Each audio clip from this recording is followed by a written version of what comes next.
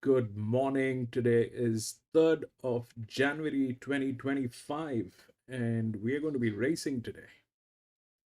Today, we are going to be racing at Wagga. This is how the track looks like. Uh, this probably is not one of the best shapes to race, but this is all that we have today, and we're going to be racing here, and we'll see what we can do here. The ground rating is good. The last finishing mile is about 420 meters, and that's what we have. Uh, Welcome to Grandstand, and we do horse racing 5 days a week, and we do that in two steps. First, we try and identify the best horses through um, mathematics, physics, a little bit of understanding of horse racing, and once we have identified the best horses, then we take a look at the horses at the paddock or the gates when we get the live stream from the gates or the paddock. If we find that all the horses that we have chosen are looking good, we stick to our picks and place our bets. But if we find that there are better horses at the paddock, we do make changes with our picks and then place our bets. That also happens if there are circumstantial changes. This is horse racing, so we need to be vigilant. We need to be making decisions that are worthy. And that's exactly what we try to do here. So I've got three tabs open here. The first one is where we're going to take a look at the horses. This is where we're going to get the live stream. We use the RaceNet to look at, what are the odds and the scratches and all that. We take a look at that. And then we have Top Sport, where we try to take a look at the results.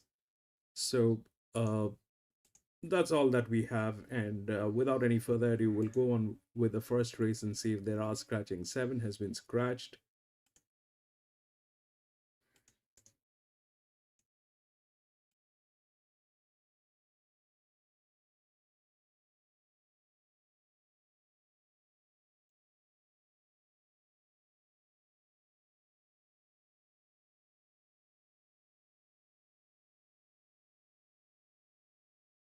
It's a 1,000-meter maiden race.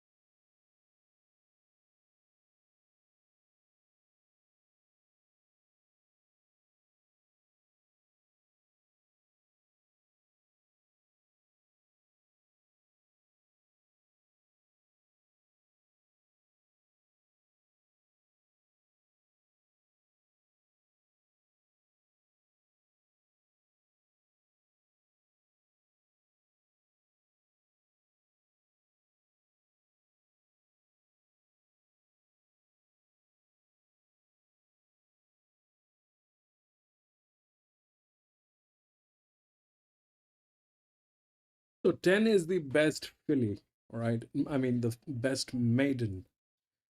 Um, and it's there. 2 looks like is the favorite. 2 and 8. We've got some very strong numbers with 2. Probably 2 is going to win um, because that's how it is um, with numbers and everything. 2 is going to win.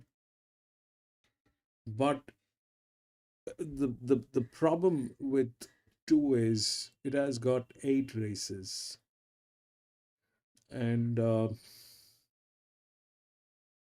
it doesn't look like that it has been very successful. It is there. It's but it quality wise, we're not sure about 10. The 10 has just one race. uh, and then there is this very high dev with this. So 2 is what is looking good. 2, 8, 10, and 9 is what I've got. But there's a very strong chance that this 10 will actually destroy the 2. But we'll play the 2. The numbers are with the 2, and we're going to believe the numbers. We've made some very strong changes because uh, this new year, I think they are also going to change the way they've been handicapping the horse racing for the last 6 months. We'll see how it works. Most of the things are still the same, but there are some minute changes that I've done um, on the basis of how this might go through. So there are 2 more stuff we've changed. We've got the HT, and then the sequence has been replaced with SE. So we also have the sequence here. Sorry. We also have the sequence there, but it's just that we've made some changes with the way things are. So we'll see how it works. So yeah, 2. We'll see how the 2 is. If it doesn't get tailed, we'll probably put a place. We'll probably place win bet. Jimmy, welcome back. Sabir, welcome back. Manuel, 8. Welcome back, Manuel.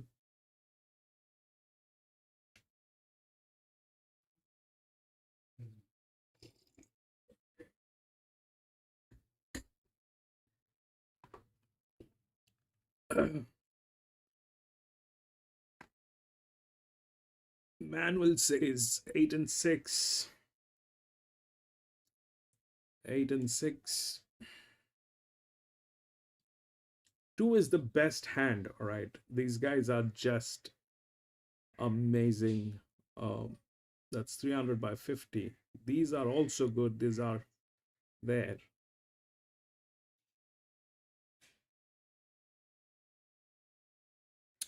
The problem is with 10. The 10 is like that. They kind of been suffering, but this is the best in terms of maiden horses. That 10 is the best. And then that 1 is there. That 1 is kind of there.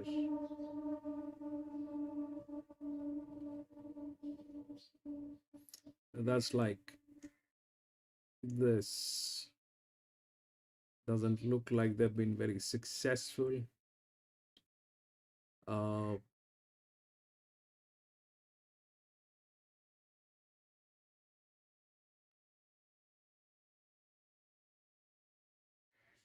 Nine's okay. Sony, welcome back, Sony.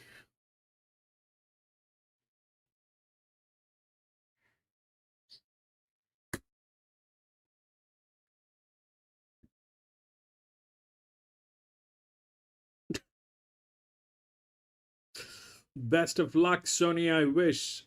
I seriously hope that that happens, Sony. May God be with you.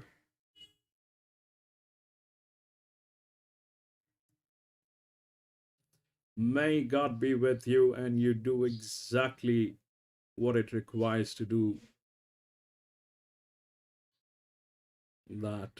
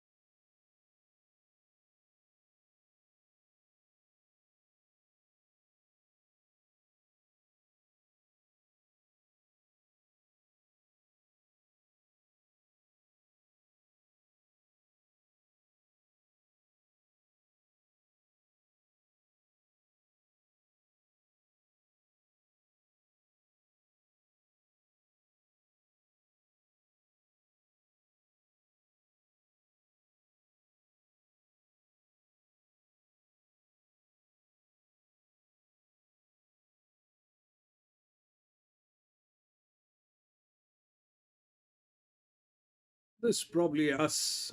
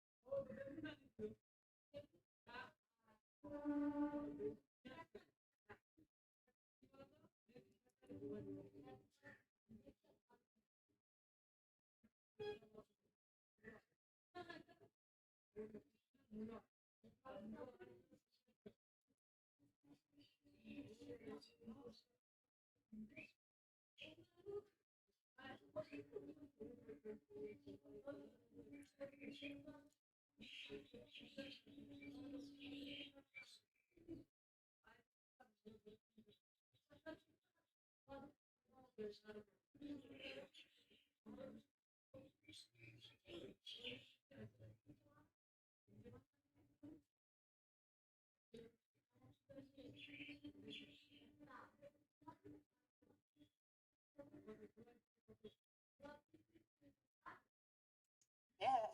Well, our top one here for this maiden race is I'm Unique. Interesting horse because it's coming up from Victoria. Cameron Quilty to ride. Ran second in a recent trial behind Hilberg. Come out and won at Corowa the other day. So one of two first starters here, and not without, or three first starters, not without some hope. No, I liked the trial at Wangaratta. He showed good speed and was ridden out to run second, but Hellberg's form this preparation is very solid. He's very bright in the yard, giving Saab a little bit of a hard time actually in the heat here, but he looks really well and ready to go. Two is our favourite, Linda, Stephen Budavillan. Pretty good last start, but it's had a few tries before this. He has, and overall I've thought he's been a little bit inconsistent in previous preparations, but this is his first prep with Danielle, and his first up run had a lot of merit here where he had to be used up from a wide draw to get right up in the speed, and I thought he was entitled to tire, but he did stick on well to run fourth, so he'll strip a lot fitter from that run. Debutant is number 3 here, Bodie. This one for Craig Widdowson next to Kate. Draws wide, but well-bred horse by a good stand and out of a good mare called Schism, who won $450,000, was a Flemington and Caulfield winner. So trials have been okay. He's a chunky little geldie, and he appears to have a nice relaxed attitude here on debut. He didn't show much in his official trial at Ballarat, but he's had a jump out since, which appeared to be a bit sharper. So has a wide draw to contend with, but I will follow the market with the Craig Widdowson debutant. Yeah, I agree 100% there. Before is I Am Vengeance, this one by I Am Invincible. Second career start, but first for Michael Travis, Sean Geimer in the saddle. He's actually onto his third trainer and has only had the one start where he was wide and tired and probably outclassed there at Hawkesbury. So back to his right sort of grade, gets a soft draw. He'll get every chance, but I'm happy to watch what he does. The next one here is an interesting runner for mine, the 5, Janice, trained by Ken Fife, up at Foster on the Central Coast, bringing his 5-year-old mare down for its first start.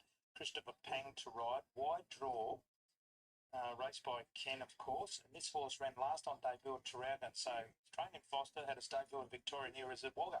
Well, that was in a trial, and she was ridden right out weakened after being up on the speed there. So I think she's got a little bit of early toe, but doesn't seem to find a lot. She looks really well, though. 6 is Lightning Lizard. This one for Ben Brisbane, who's a part owner with Russell Osborne. All their horses are named like this. Punamotar to ride. 3 starts unplaced, but better last start. He parades lovely. It's very, very fit. It certainly was a better first up effort.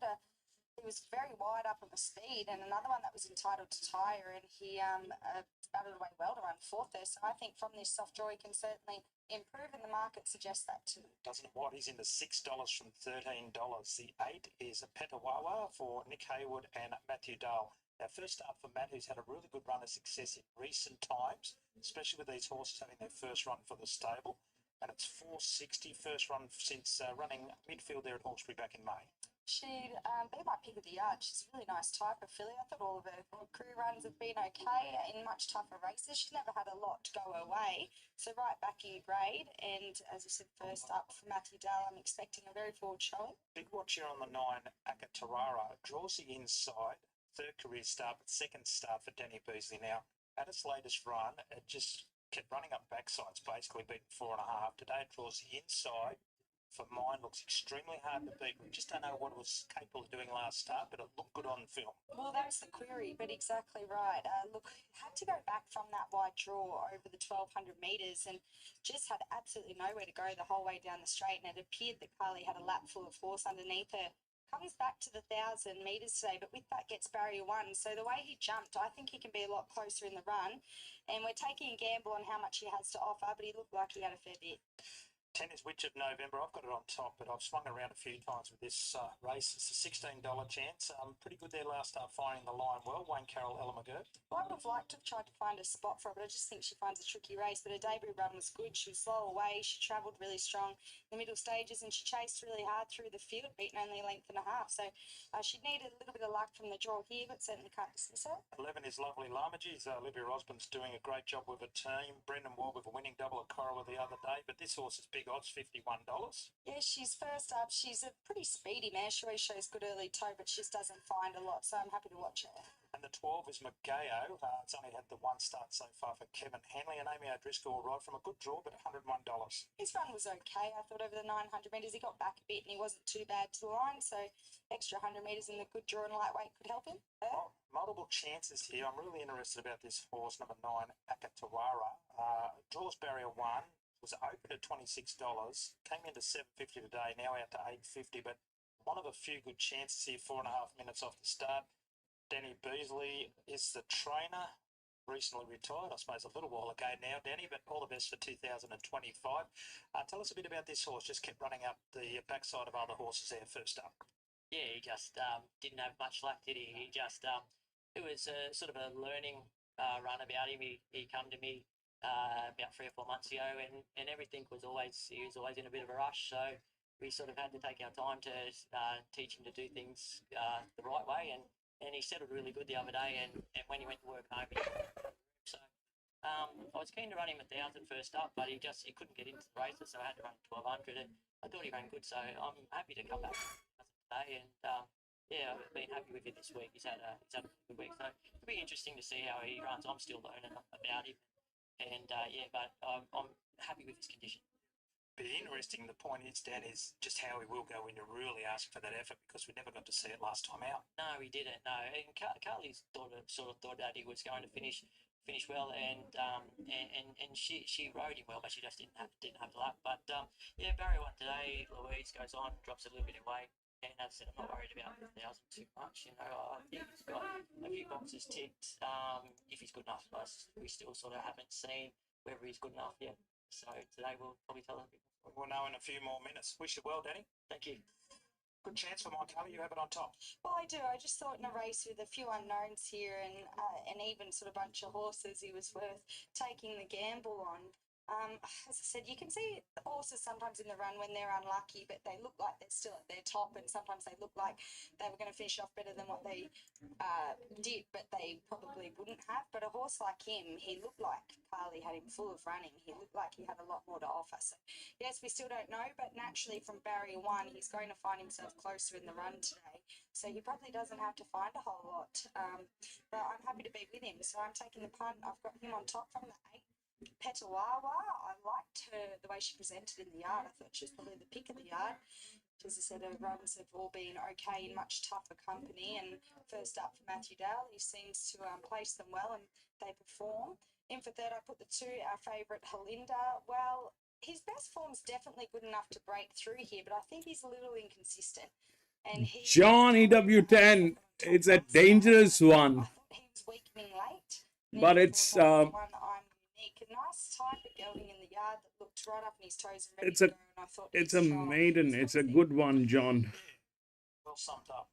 This It's horse, a good which one. I've got it on top, it's $18 now, but Tawaras continues to just firm up a little bit into $7 now.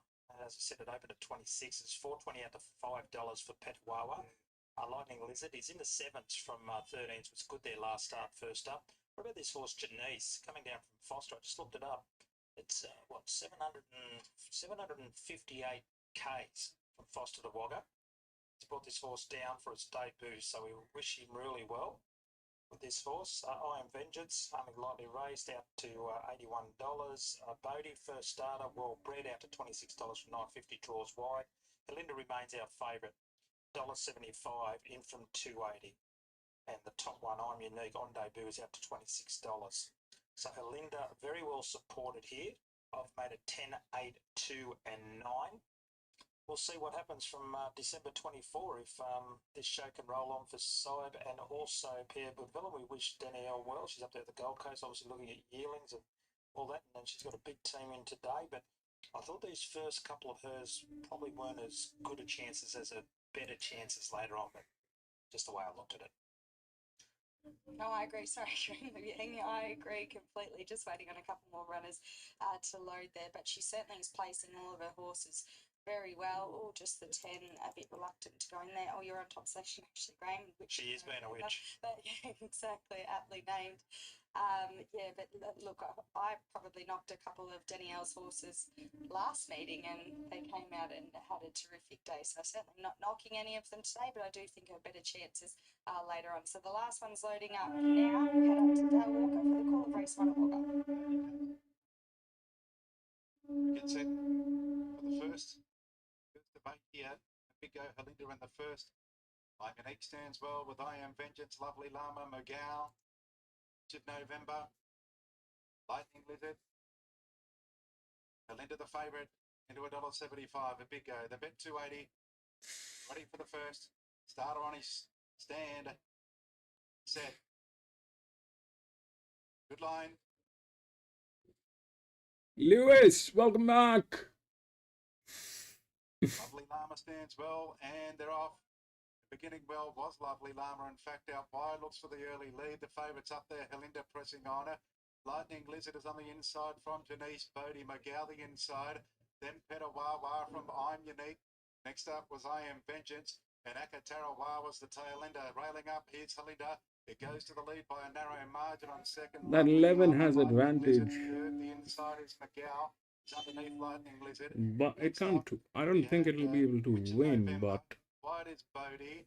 Getting in, pushing out now is Petawa, and in behind them was Akatawa. Helinda went to the lead inside the 300. It's Helinda trying to shake off. Lovely Llama the outside, and Petawawa runs on at the 200. Helinda the leader. Here's Petawawa with a big baldy face. Helinda the leader. Petawawa's coming out after it. It's Helinda and Petawawa. Helinda tries to dig deep. Petawawa dies. Petawawa. shit. Petawawa beats Helinda. Third was Lightning Lizard from Akatara. Getting home late. 8. Lewis. Llama. Next was I Am Vengeance. McGow, 8. Denise, and Bodie. Well, he's done it again. Matty Dale's Come on. Peter Wales, this one for Nick was paid $5.50. Helinda, good run today. $1.04. Lightning Lizard at $2.40. Nakatawa has run fourth, but finished off, got back and ran on quite well. So 8, 2, 6, and 9. A good price for Petawawa, so it was really 8, 2, 6, and 9. He's getting a lot of these horses that are probably fringe horses, obviously, at the provincials.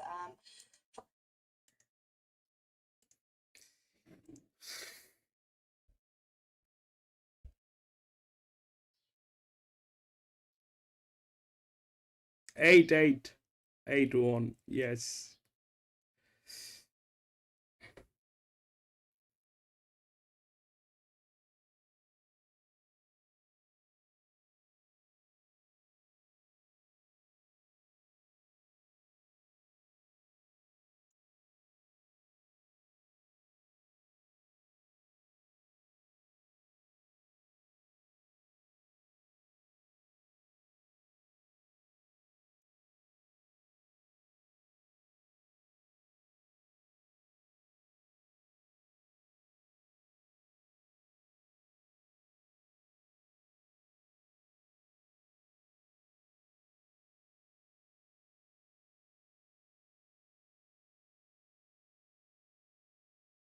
Eight, 2, 6, and 9. Yes, that happened. All right, we'll go to the next.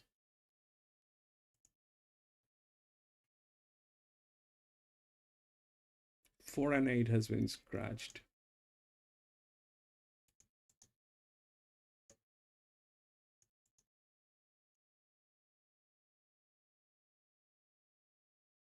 And take it to the other screen. Keep the feed free.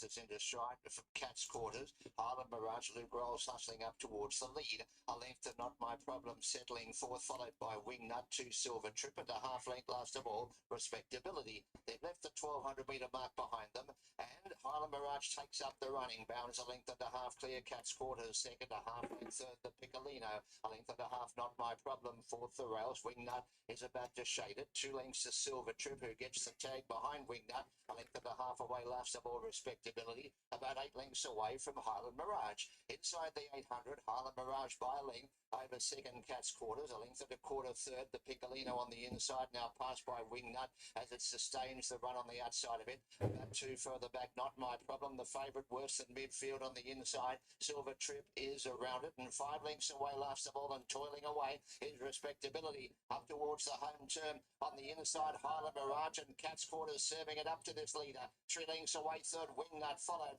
by Not My Problem. Into the straight, Highland Mirage, Cat's Quarters, 2 lengths, third, Wingnut closing. And down the outside, Not My Problem working home okay. Highland Mirage is beaten as Wingnut. Race to the front from Cat's My Quarters. Behind those next was Not My Problem, but inside the 100, it's Wingnut in front over Cat's Quarters and Not My Problem. Wingnut, Cat's Quarters kicking back on the inside.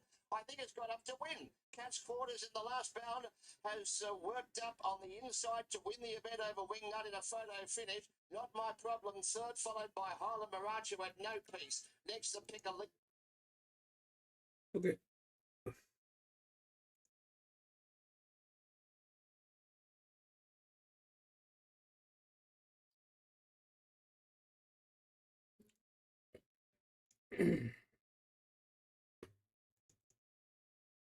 This is what I have, right? This 2 is there, but it's a neutral one. And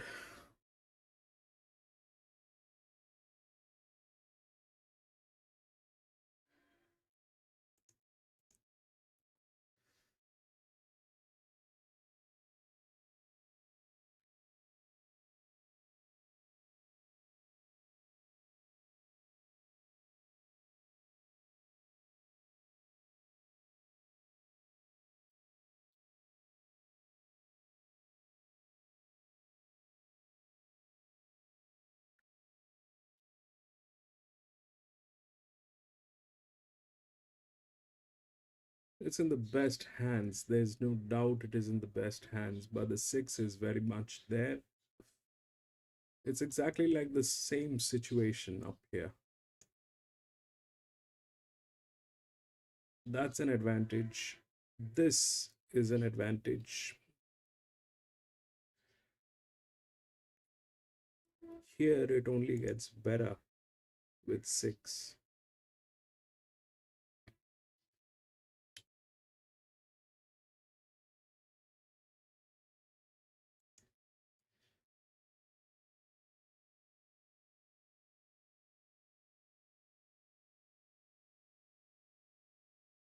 I was within the rails. 10 is the outer drift. It's better than this one, and 11. So this one is also with very good hands, and they're the outer drift. So 2, 6, but out of 2 and 6, 2 is a neutral. The advantage is here. Here, what it played is the number was with this one. Handicapping was with this 2. And if you look at how it played, basically, this advantage played. This was a higher advantage. This is a lower advantage, but it is still an advantage. And it's like that. It is the only drift, only linear. That is the only linear. The other one is this one, which is there, but it lacks one side of the rail. But it comes up like that.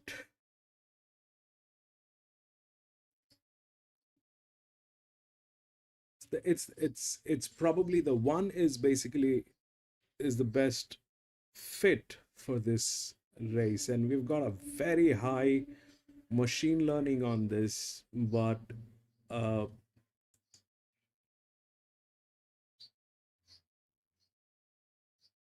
look at 2615. They've got one 261.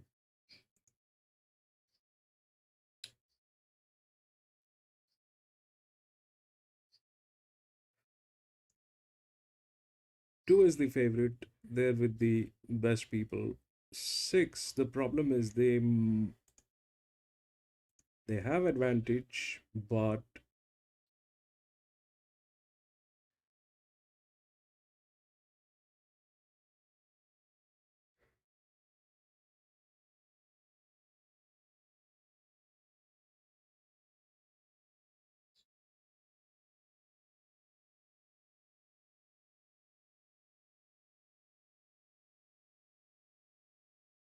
here it did not work on a 1200 meter. We'll take a look at that. That one is there in some equation, it is there, but probably not a winning situation today. The question is between 2 and 6.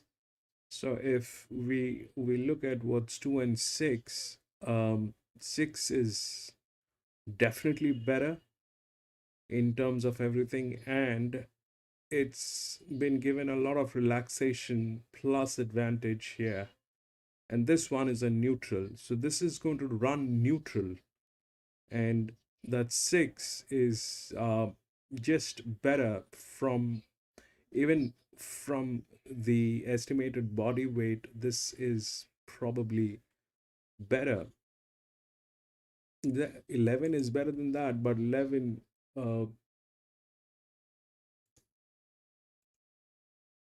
is way down. So out of these two, 5 and 10, both are 0. This one is 10, 2, 5, 10, lower, highest, 6, 5 and 10.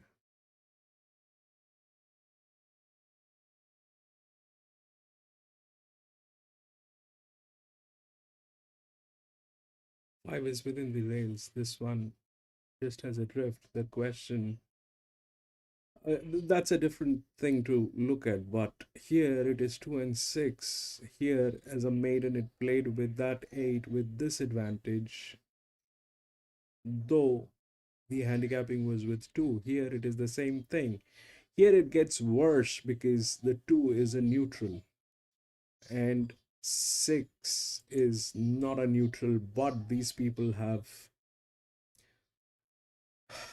issues.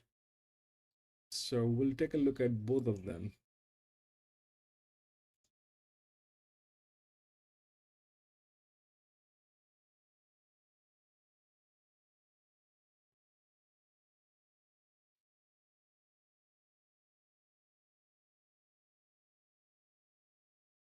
Mackay Manuel.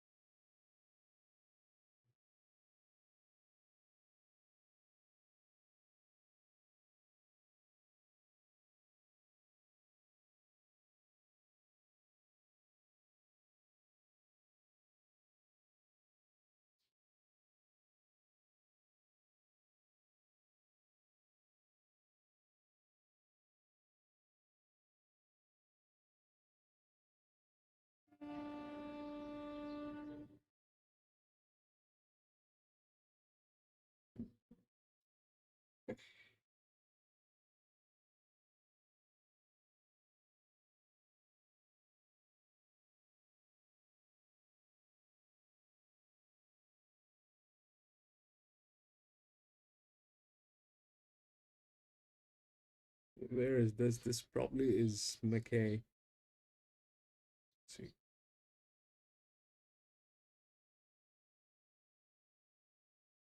She's good enough to overcome all that, but she looks terrific. Big odds for the 3 Davies Dream.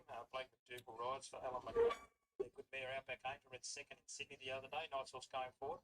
And Beck told me that it will go on towards the country championships, which will be at Narrow. So good to see. But this one, it's a long price today. Yeah, they do a good job with their small team. Beck and Allen, this horse has had the 2 runs and he's held his ground okay in both runs at the shorter trips. So the mile for the first time looks suited. 5 is good by straight. There has to be some chance for Matthew, Carl and Michael Lynch. We've seen him here before win a race together, and $10 for this one. I found a spot for him because I do think he's had more good runs than bad. In his last start, I thought he chased really hard at Queanbeyan over the 1460, to run second to Dodge the Dark, who came out and ran another good race at its next start. Getting back out to the mile helps him. He always looks really well. 6 is Spurline. We both like it today. It's had a few runs back from a spell and continually improved. 6 places from 11 starts. Tom Wilson and Louise Day. Hard to beat for mine. I know she's had 11 starts and yet to break through, but I really think her last 2 runs, and this is the only time she's really seemed to be getting it. She's getting up in amongst them and actually travelling well and still finishing off really well. She looks better and better in appearance each time I see her as well. Last start, second to Mega Fight. Well, he came out and won at his next start in a benchmark 66. So the form's franked, and I think she's well placed. 7 big odds about a Stern Torch for Jeff Penzer and Gary Cole. $71. His last start run was okay to Aubrey over the 1400. I thought he ran on well once he got into the clear, so getting out to the mile should help. The 8 is out. The 9 is Shem Hoom. This is Shem Hoomy. This one for Michael Travers and also Josh Richards. Third to slate start there at Corolla. That was only 6 days ago, and it was certainly an improved run when he was able to find the front and he was able to hold on for third. So I assume they'll adopt the same tactics with him today, and he could stick on better over a mile. A little bit of a hope at big odds of $26. It's a 10 Daddy's Girl, consistent, 2 runs in. Looks one of the contenders for mine. Draws well. James Ennis Jr., Alan McRae's second runner. Yeah, well, she should be peaking third up off what was a 91-week spell.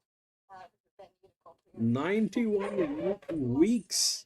Back up, as you said, it being good, just running into a couple of handy horses. So another one that over the mile, and this stage was prepping soft draw, certainly not out.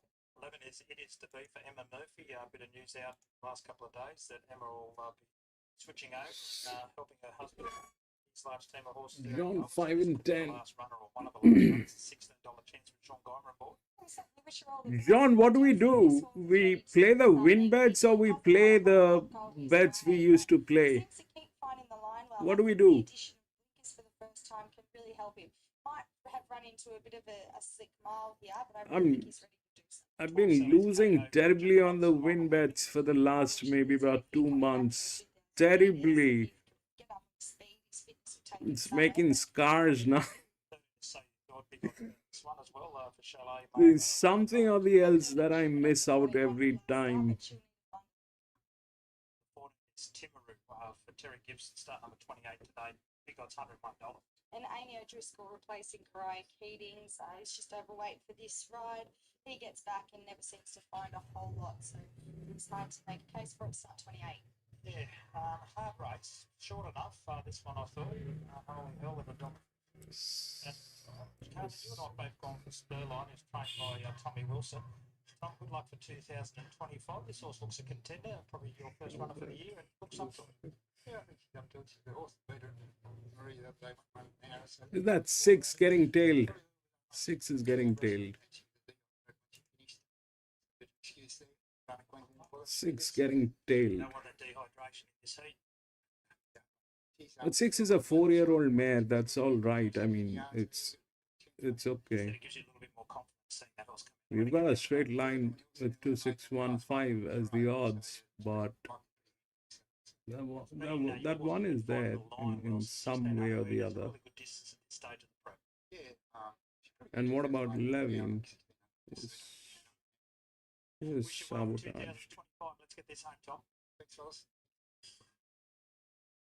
Yeah, well, Graham and I are both keen on 10, Spurline, but 3.0. she's just remained steady. She's $5, did touch 5.50 and got back into $5, but they only want one of the Danielle side runners, which is no real surprise, I suppose. She's been $1.60 into $1.45, obviously coming off a good run at Randwick, so back in grade here.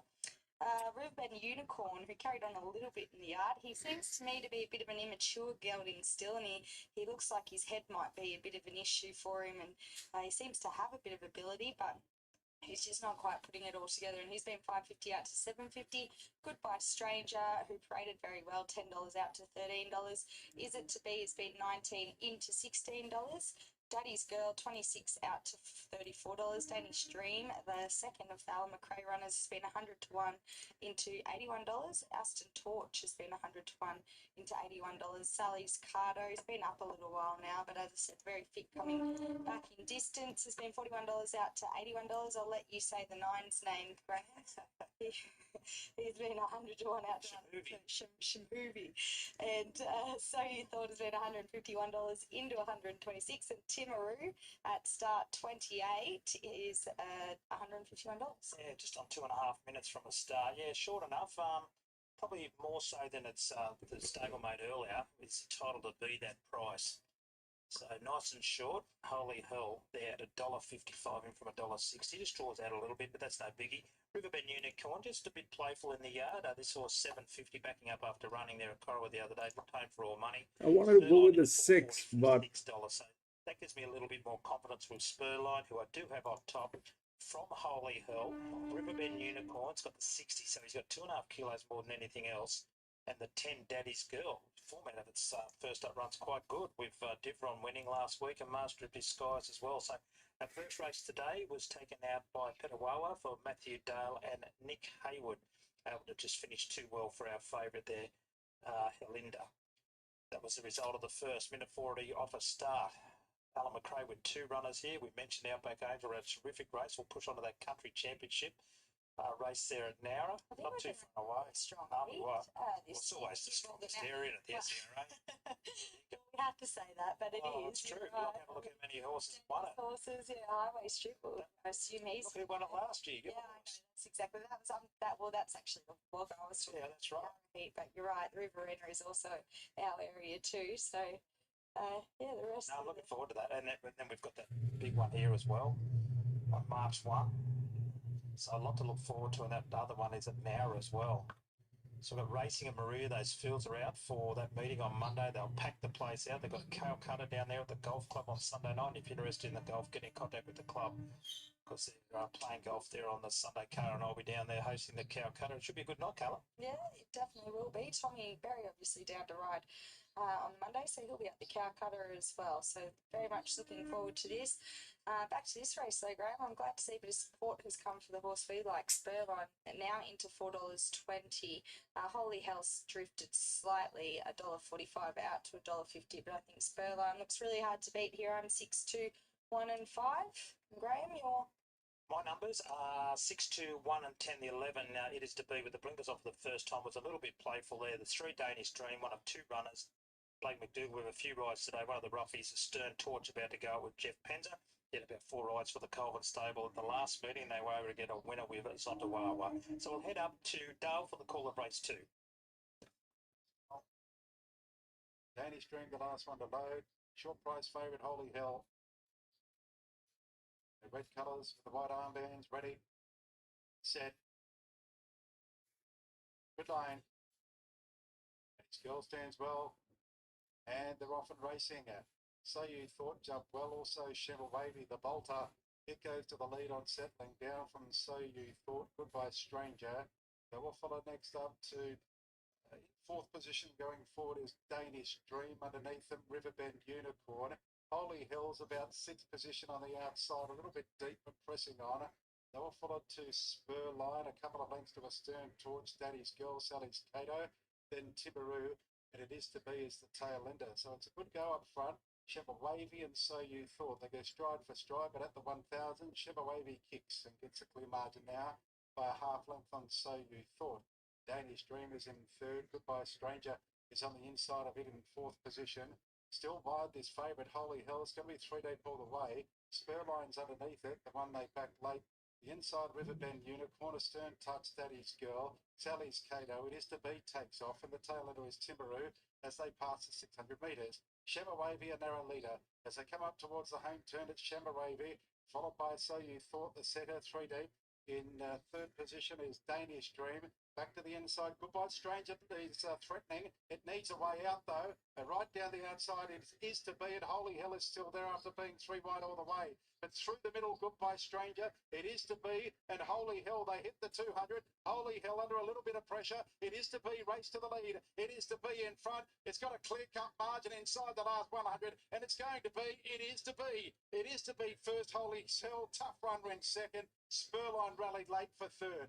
Goodbye Stranger, Daddy's Girl, followed by a Stern Touch, Riverbend Unicorn, Sally's Cato, Danish Dream, Shet Wavy.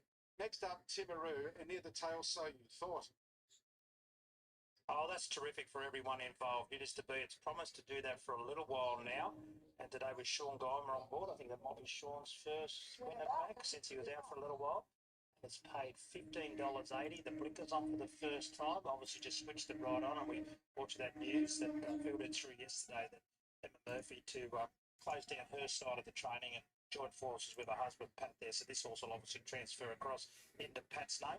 Holy Hell just trapped wide. He just, that was his excuse. I thought Spurline was really good again. We've got to squeeze about halfway up the straight, which probably cost it running second. But the winner was too good, loomed up and went right on with the job. Good to see. Yeah, he really has been racing. As I said in the pre-parade, he was ready to do something, but I didn't think he'd be that strong late, to be honest, to be able to run over the top of these horses. But look, there was good speed on throughout, added by a nice ride there by Sean. And with the addition of the blinkers, it just really sharpened him up. And in the last couple of runs, he hasn't had a whole lot of luck. I know now, with 2 starts ago, they tried to declare him a non-runner when he jumped out of the gate. This is how it happened. 2 was a neutral, 6 was getting tailed, 11 was there. There's a couple of forces that have been racing. So it's hard to give him a good push there, but he was just 11 was there, 11,265.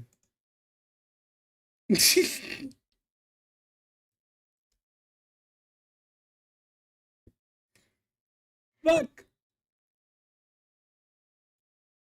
11.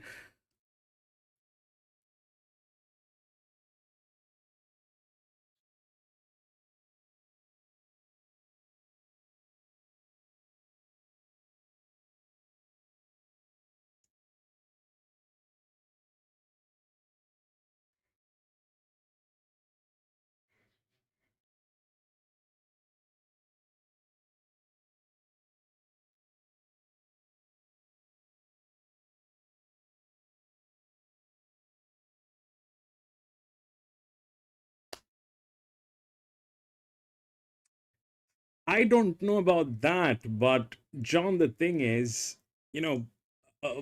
so what happened? I mean, the logical analysis is this, that the 2, I was reluctant to go with the 2 because it's a neutral one. It takes time for the neutral one to believe what it is doing. The 6 was getting 6 was getting tailed, though it had the advantage, but it was getting tailed. So 11 was the next one. Even with that thing,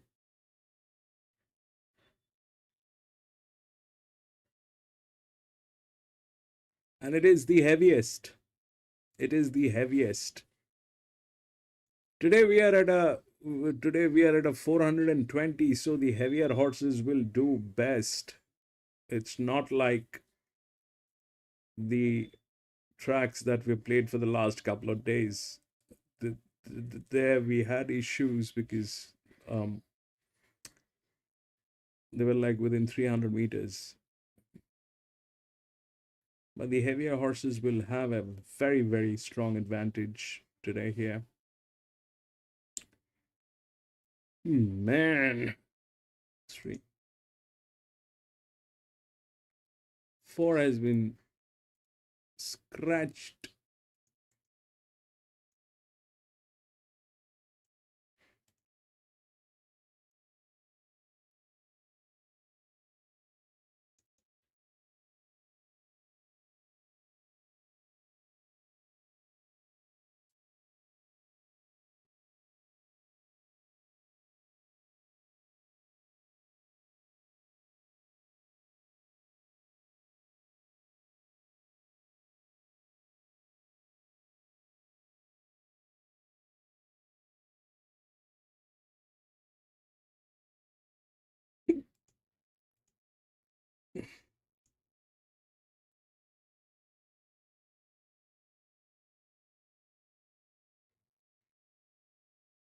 Take a look at the super.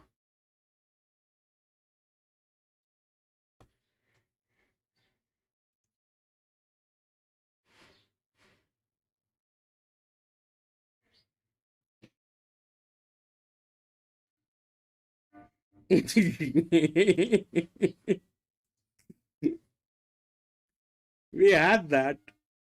We had that.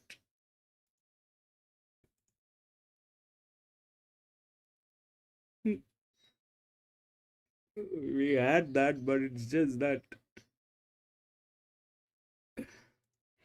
you can't do anything with the circumstantial changes.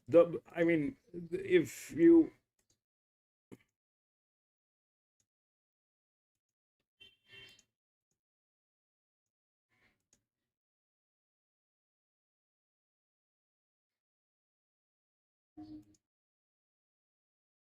we just play the data and box it,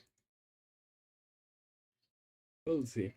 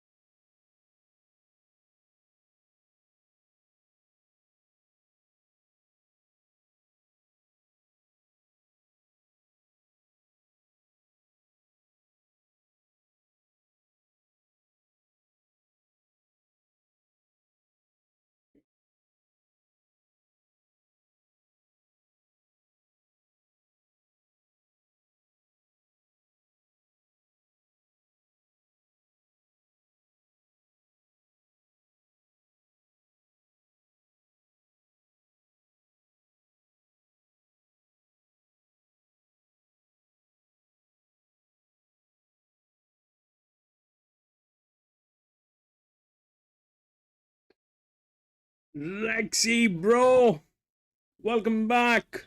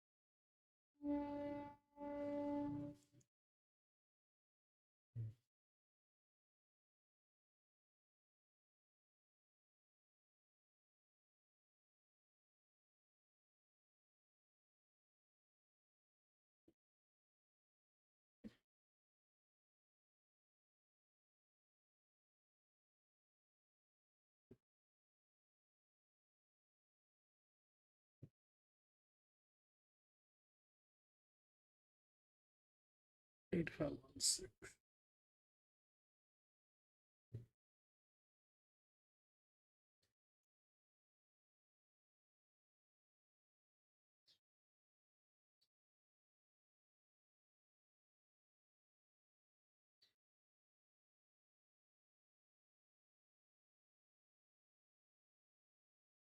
$33 on 10. Which race, Jimmy?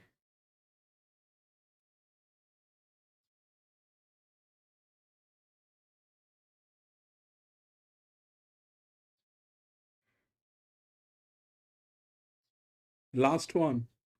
We did not get the 10. 10 was not there. The other one was the 11, which I overlooked.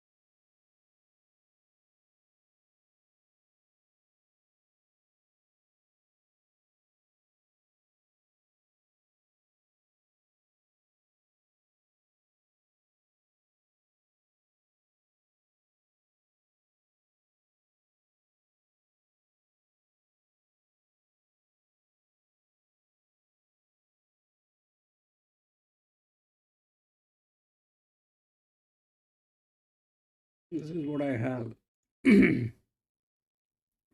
So that 8 is the favorite, but the 8 is the neutral one. We've been facing problems with the neutral one in this track. That 8 is the neutral one. The 5 is the other one. So the 5-year-old mare, they're kind of the same thing, but the question is between 8 and 5. So if we look at how this might play, so that 6 is in the picture. Okay, that 6 is in the picture because of that advantage. So 5, 8, 6 and 3 probably, but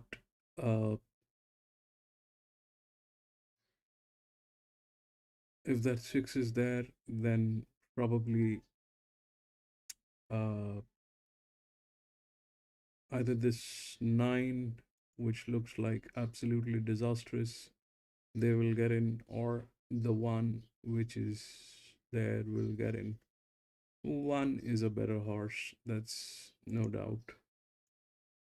So 8 to 1. This 7 is a 9-year-old gelding, but it is in the best hands. So I don't know what to make out of that 7. It's a 9-year-old gelding over 1200 meter. It doesn't have the advantage to win, but it definitely is going to make some noise. But the question is between 8 and 5.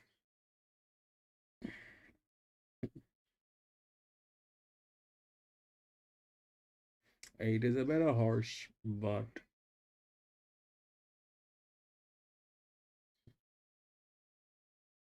it's a neutral.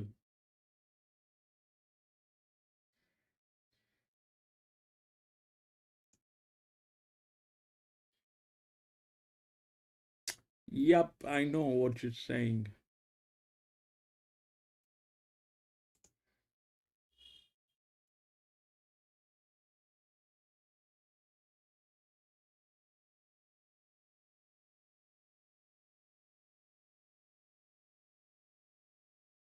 $11 was the heaviest. It turned it. Here it is the heaviest, but it is a neutral one. It's a neutral one.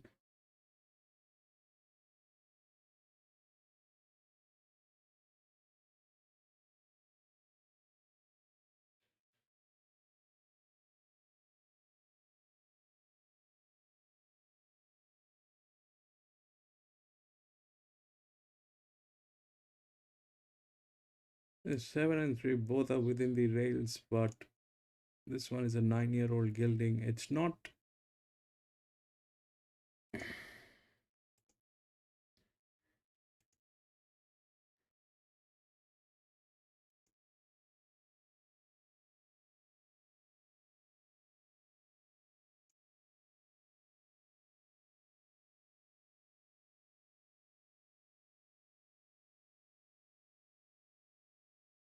Man, that 6 is in a lethal position. That 6 is in a lethal position. This is all good, but this 6 is like that. So 5. It's been given a huge relaxation as a 5-year-old gelding.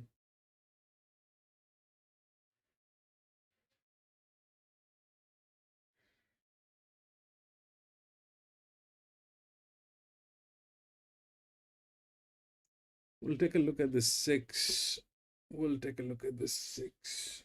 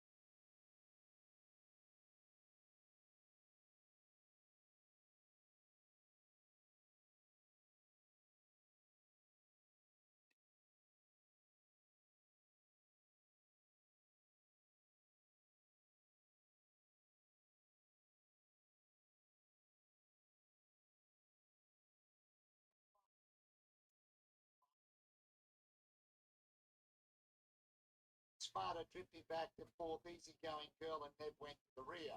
Oliver Babies held them out comfortably as they go to the half mile and shows the way via Ned. So Date sits up second, 2 lengths away third, Gymno Smarter. And that's back fourth there outside Pretty Profit, 3 lengths to the back, easy going girl. Back last of all is Ned. With 500 to go, the favourite's got away, Bowler Bait. 3/4 of the length clear now, Speed Date.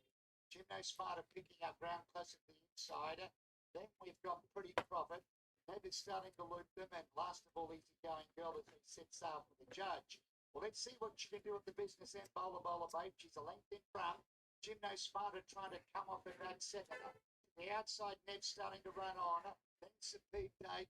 I don't want to be Bowler Babe. She's 2-3 clear of Neb. Gymno Smarter, but the favourite's going to win comfortably.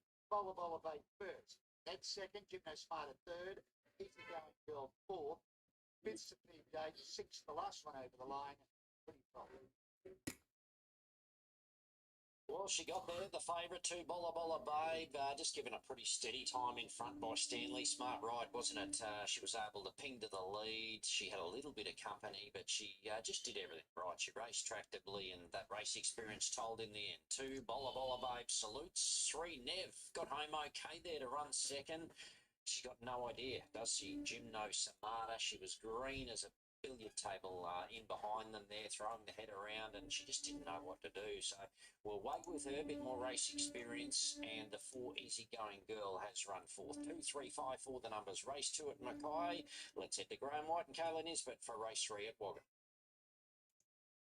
Third race here at Wagga is the benchmark 58 William Farrer Hotel are the sponsors over the 1200 metres. Even sort of a lineup. The top one here, Smooth Flight for Amy Driscoll and Craig Weeding, and it is $5 hope. He stuck on okay in the same grade at Wangaratta last start. I thought he probably needed to find a little bit more here. 2 is Chasing a Quid. I don't mind this horse today. Really well placed. Glenn Carl and Grad's fella, 4th up. Yeah, well, he should be an improver back in grade. He's been struggling a little this preparation, but he's much tougher. So barrier 3 in the claim should see him right in this. 3 is Puerto Rico. This one for Montwaters and Crier Keating's inside draw. Capable enough type, and obviously just getting set for some picnic races, I would imagine. It was about 6 weeks ago, since its last time where it was disqualified from Bong Bong, the rider weighed in light. So barrier 1 blinkers again. I don't think it's hopeless. 4 is out. 5 is Jukebox Flyer. It's a $5 chance. Looks ready to do something. Good form out of its last race. John Kissick rides for local trainer Troy Lawback. She's pick of the yard. I always thought the 1200 might be a little bit of a query, but from the soft draw and the earmuffs off again, I think that gives her every chance. 6 is Keysborough. Looks a good chance for mine. Today it is a $5 chance, and we've both got it on top. Well, he hasn't been helping himself, missing the kick and getting back, but if he does jump, he's got good speed, and the way he found the line over 1200 at his first go last start, I think sees him very hard to beat. 7 is Rushford for Andrew Dale and Pierre Bookvillan. They had a winner the other day, and this horse has won 2 of its past 3. He's been racing well and slightly easier this prep. I think he'll be running on, but I'm not sure whether he's good enough to run over the top of them at this stage. 8 is I'm a Barbie Girl. It is our favourite. Kayla will sing the song shortly. Blake McDougall rides for Luke Pepper. Very hot in the yard, but she was like that at Queanbeyan first up as well. I think the Queanbeyan form was actually quite solid, and Blake McDougall, barrier 4, she looks like she can go on with it. The 9 is Katie Express, draws 5, Wayne Carroll, Brendan Ward at $23 hope. Yeah, beaten 3 lengths achievement last start in a benchmark 50. The run prior was okay in a 58, but that was on a heavy 10. 6 here, Keysborough. I think it was good enough last start to go 1 spot better. So 6 on top from the 5 Jukebox Flyer. Got the right form around it. Good out of its last run. The winner has won again since, and second horse has won since. So right form for mine. The favourite, I'm a Barbie Girl, finished hard to break through for that mate. Only its second start. And the 2 Chasing a Quid, so I've made it 6, 5, 8 and 2. I like the 6 Keysborough too. I thought the 1200 was a query for it also last start, but he got back, pulled hard, and was held up at the top of the straight, and he ran on great to run it out strongly. So I think he looks hard to beat here from the 5 Jukebox Flyer. Well, she's only What is that? but as I just mentioned, the earmuffs off again, and 1200 from the soft draw, I think, says her right in this. She would have been my pick of the yard too. In for third, the 8, I'm a Barbie Girl. Why they Well, put she's the a camera in pretty that hot angle mess that in you the can't yard, even but make she's out the like that when number she of the won horse, first up at man? Queanbeyan. As I said, I do think that was actually a strong form race. This was the third horse, hell of a 10, came out and win at its next start. Gets every chance here, and in for fourth, I put the 2 Chasing a Quid back in grade as an improver. I'm a Barbie Girl is our favourite. 330, 360, 340. That song, I looked it up, by Aqua. Debuted in 1997. You'd know that one. Yeah, That's good. That's it. I told you you'd sing it. The other one here is Rushford into 750 from What is that horse? Claws out a little bit. Keysborough into 480 from 550. Jukebox Flyer just out to 480 from 380. Peter Rico. Is that 8? Is that 6? Draws the inside to, it is a $21 chance from third. Jukebox Flyer is 480 out from 380 and chasing a quid. I think this horse could run a race today into 7s from 10s. The top one, Smooth Flight for the informed Craig Weeding stable with Amy O'Driscoll aboard, 460 to 550. God, man. Carly Freighter hasn't been back riding for too long. I can't figure out which one is this one. This is... She's had 2 winners back since she rode another winner at Corowa there on the other day. And Pink Jacket, which is a Pink Jacket now. Very, very shortly. Kayla caught up with Carly. They had a bit of a chat about this horse in the next.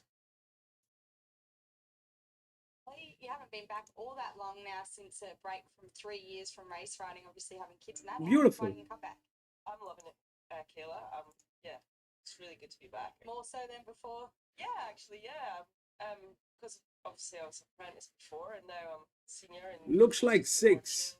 Yeah, less workload. Yeah. I like it. Looks like 6. A roll on. Obviously, you're based at Wagga and getting a fair bit of support. Who are you doing most of the work for? Yeah, I'm loving it here at Wagga. I ride to work for Tim Donnelly, mainly, and then I'll go and help Danny Beasley out and Gary Colvin and Darryl Burnett. Yeah, so pretty much just everyone. And you've been rewarded, obviously, with a ride here from Tim, a horse you've had a little bit to do with in Keysborough. He looks a good chance, but he looks like he can be a little bit of a handful. Is that right? Yeah, he's an interesting character. 6. You never know what you're going to get some days with him. He's a bit of a strong-willed type of horse. Yes. So That is 6. No, I love him. Morning, so I know him pretty well now. So yeah, hopefully. So 5-year-old gelding getting tailed. How will you go with that? So do you think he'll run a I'm out. 1200 if he does jump and finds himself up on speed? Yeah, I do. I think he likes. I think he liked the 1200 last time. So yeah, hopefully he jumps and we're there. We're very positive. We'll ride him positive and we're up on speed. So. And you think he'll be hard to beat? I do actually. Yeah.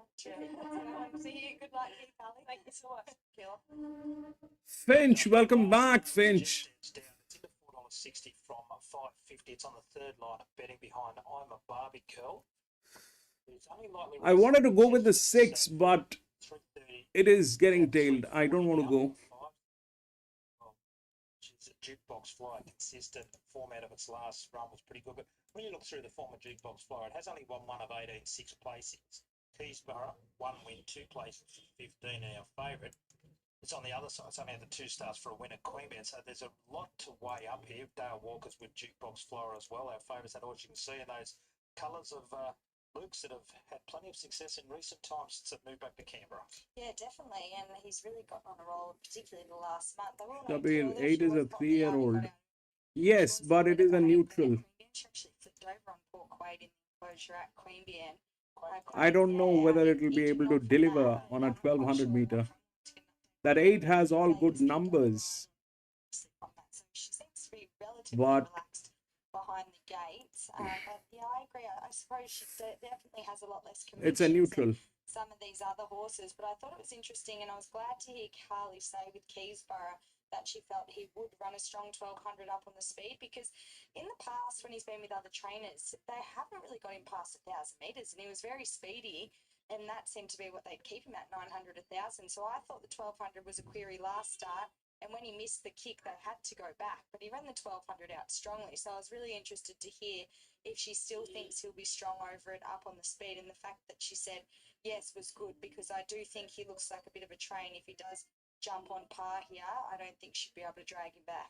Chasing a quick just loads up into the gates there for Glenn Carl. I was having a bit of a chat to Blake before. He told me that he is basing himself there at Albury now, and he's just going to ride here, there and everywhere, wherever he sees fit. So keep that in mind. A prolific winning jockey's won multiple premierships around here. Kate Express, one of the outsiders, loaded up there for Brendan Ward. Good to see Wardy back with a couple of winners the other day at Corowa. A few more still out the back. And our favourite remains I'm a Barbie Girl. Cue the song, Johnny. Here we go for race 3. 80. Third one back from a spell for the jukebox today. Topical vanilla, the jukebox, and I'm a Barbie Girl. Knows. Smooth Flight. Rushford about to load for the running of race 3. William Farrier Hotel. Benchmark 58. Over 1200 metres on the good 4. Really good betting race. And late support for Jukebox Flyer. Rushford comes up. Puerto Rico has the inside. Cody Express Stands well. Jukebox Flyer in gate 2, the one they backlayed. Starter on his stand. Standing by for red light to flash. Blue light still on. Line does look good. Set. Ready. Race 3, Wagga Wagga. And they're off. The Jukebox Flyer again brilliantly on the inside. It looks for the early lead. They Katie Express and Smooth Flight joined it early. There is a clump. Underneath them is Puerto Rico, and I'm a Barbie Girl splits them to be in a real prominent position. Katie Express in front of I'm a Barbie Girl, Puerto Rico, Jukebox Flyer, Smooth Flight, followed by Keysborough chasing a quid, and Rushford is the tail ender. About 6 or 7 lengths from first to last. They've gone about 400 or 500 metres. I'm a Barbie Girl in front by a neck on Katie Express in Puerto Rico. Jukebox Flyer in the middle. They were followed around. Jukebox Flyer is Smooth Flight, who's 3 wide. Keysborough chasing a quid is second to last, and the last one is Rushford. As they come up to the home turn, it's I'm a Barbie Girl. She's in front by neck. Katie Express joins it. Underneath it, Puerto Rico. Smooth Flight. Jukebox Flyer needs it out. Here's Keysborough cruising on the outside. I'm a Barbie Girl, the leader. Puerto Rico gets a split. Katie Express went to the lead. Smooth Flight, Jukebox Flyer, no luck at all. Keysborough, Rushford from last. Katie Express put the head in front. Keysborough the outside. Rushford from last. In front, Katie Express. Rushford over the top. Rushford, yep. Rushford 7-9. Katie Express and Keysborough chasing a quid. Next was Puerto Rico. Boy, oh boy. It could go another lap. Jukebox Flyer. It never got out at any stage whatsoever. From I'm a Barbie Girl and Smooth Flight, Rushford. There you go. Rushford's been able to win this one at 8.90 for Pierre Woodvilla. Continues the good run of success Pierre's had with Andrew Dale. Isn't it always the way? The first 2 favourites went under. The pair was on. He comes out and wins it at $8.90. Katie Express much better. And I'll tell you what, Carlo can put enough on Keysborough. Just That 9-year-old. You believe that?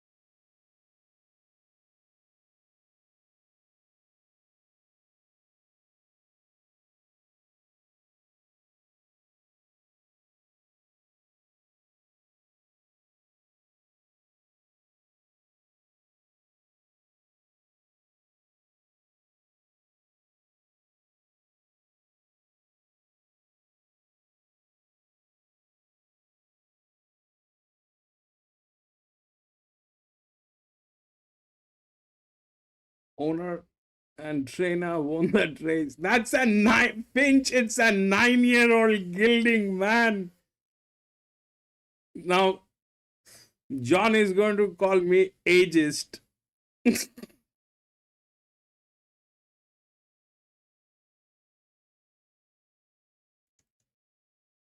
It was also getting tailed.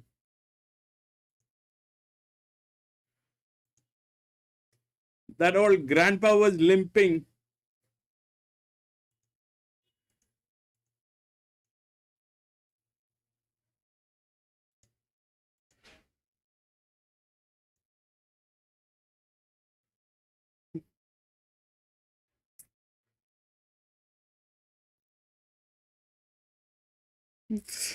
Has won 3 of its last 4 races. This is the 4th. This is the 4th. I think that 9-year-old has a fresh new career start.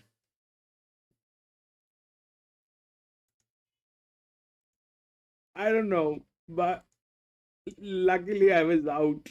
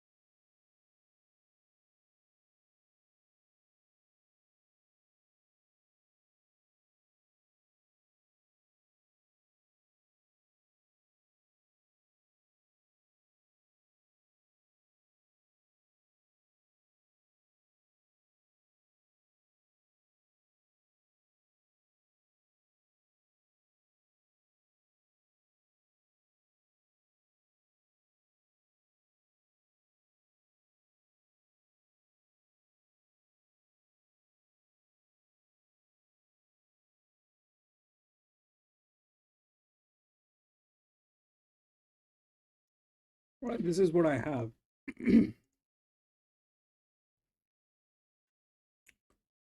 Two is there, but it's a neutral one again. But it's an 1800 meter, but five looks in impeccable position. The other thing that might create a problem is this 9 and that 3. But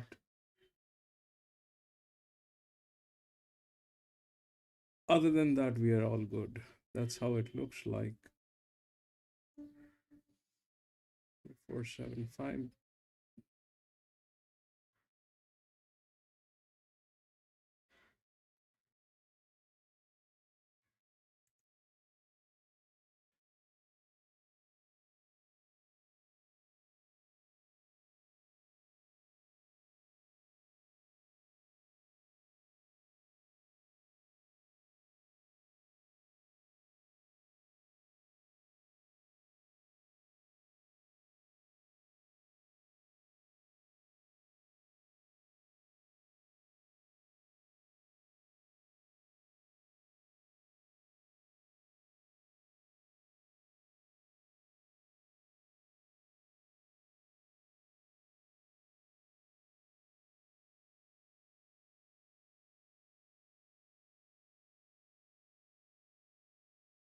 Jabi, Habi. Welcome to the channel, Habi. Welcome to the channel.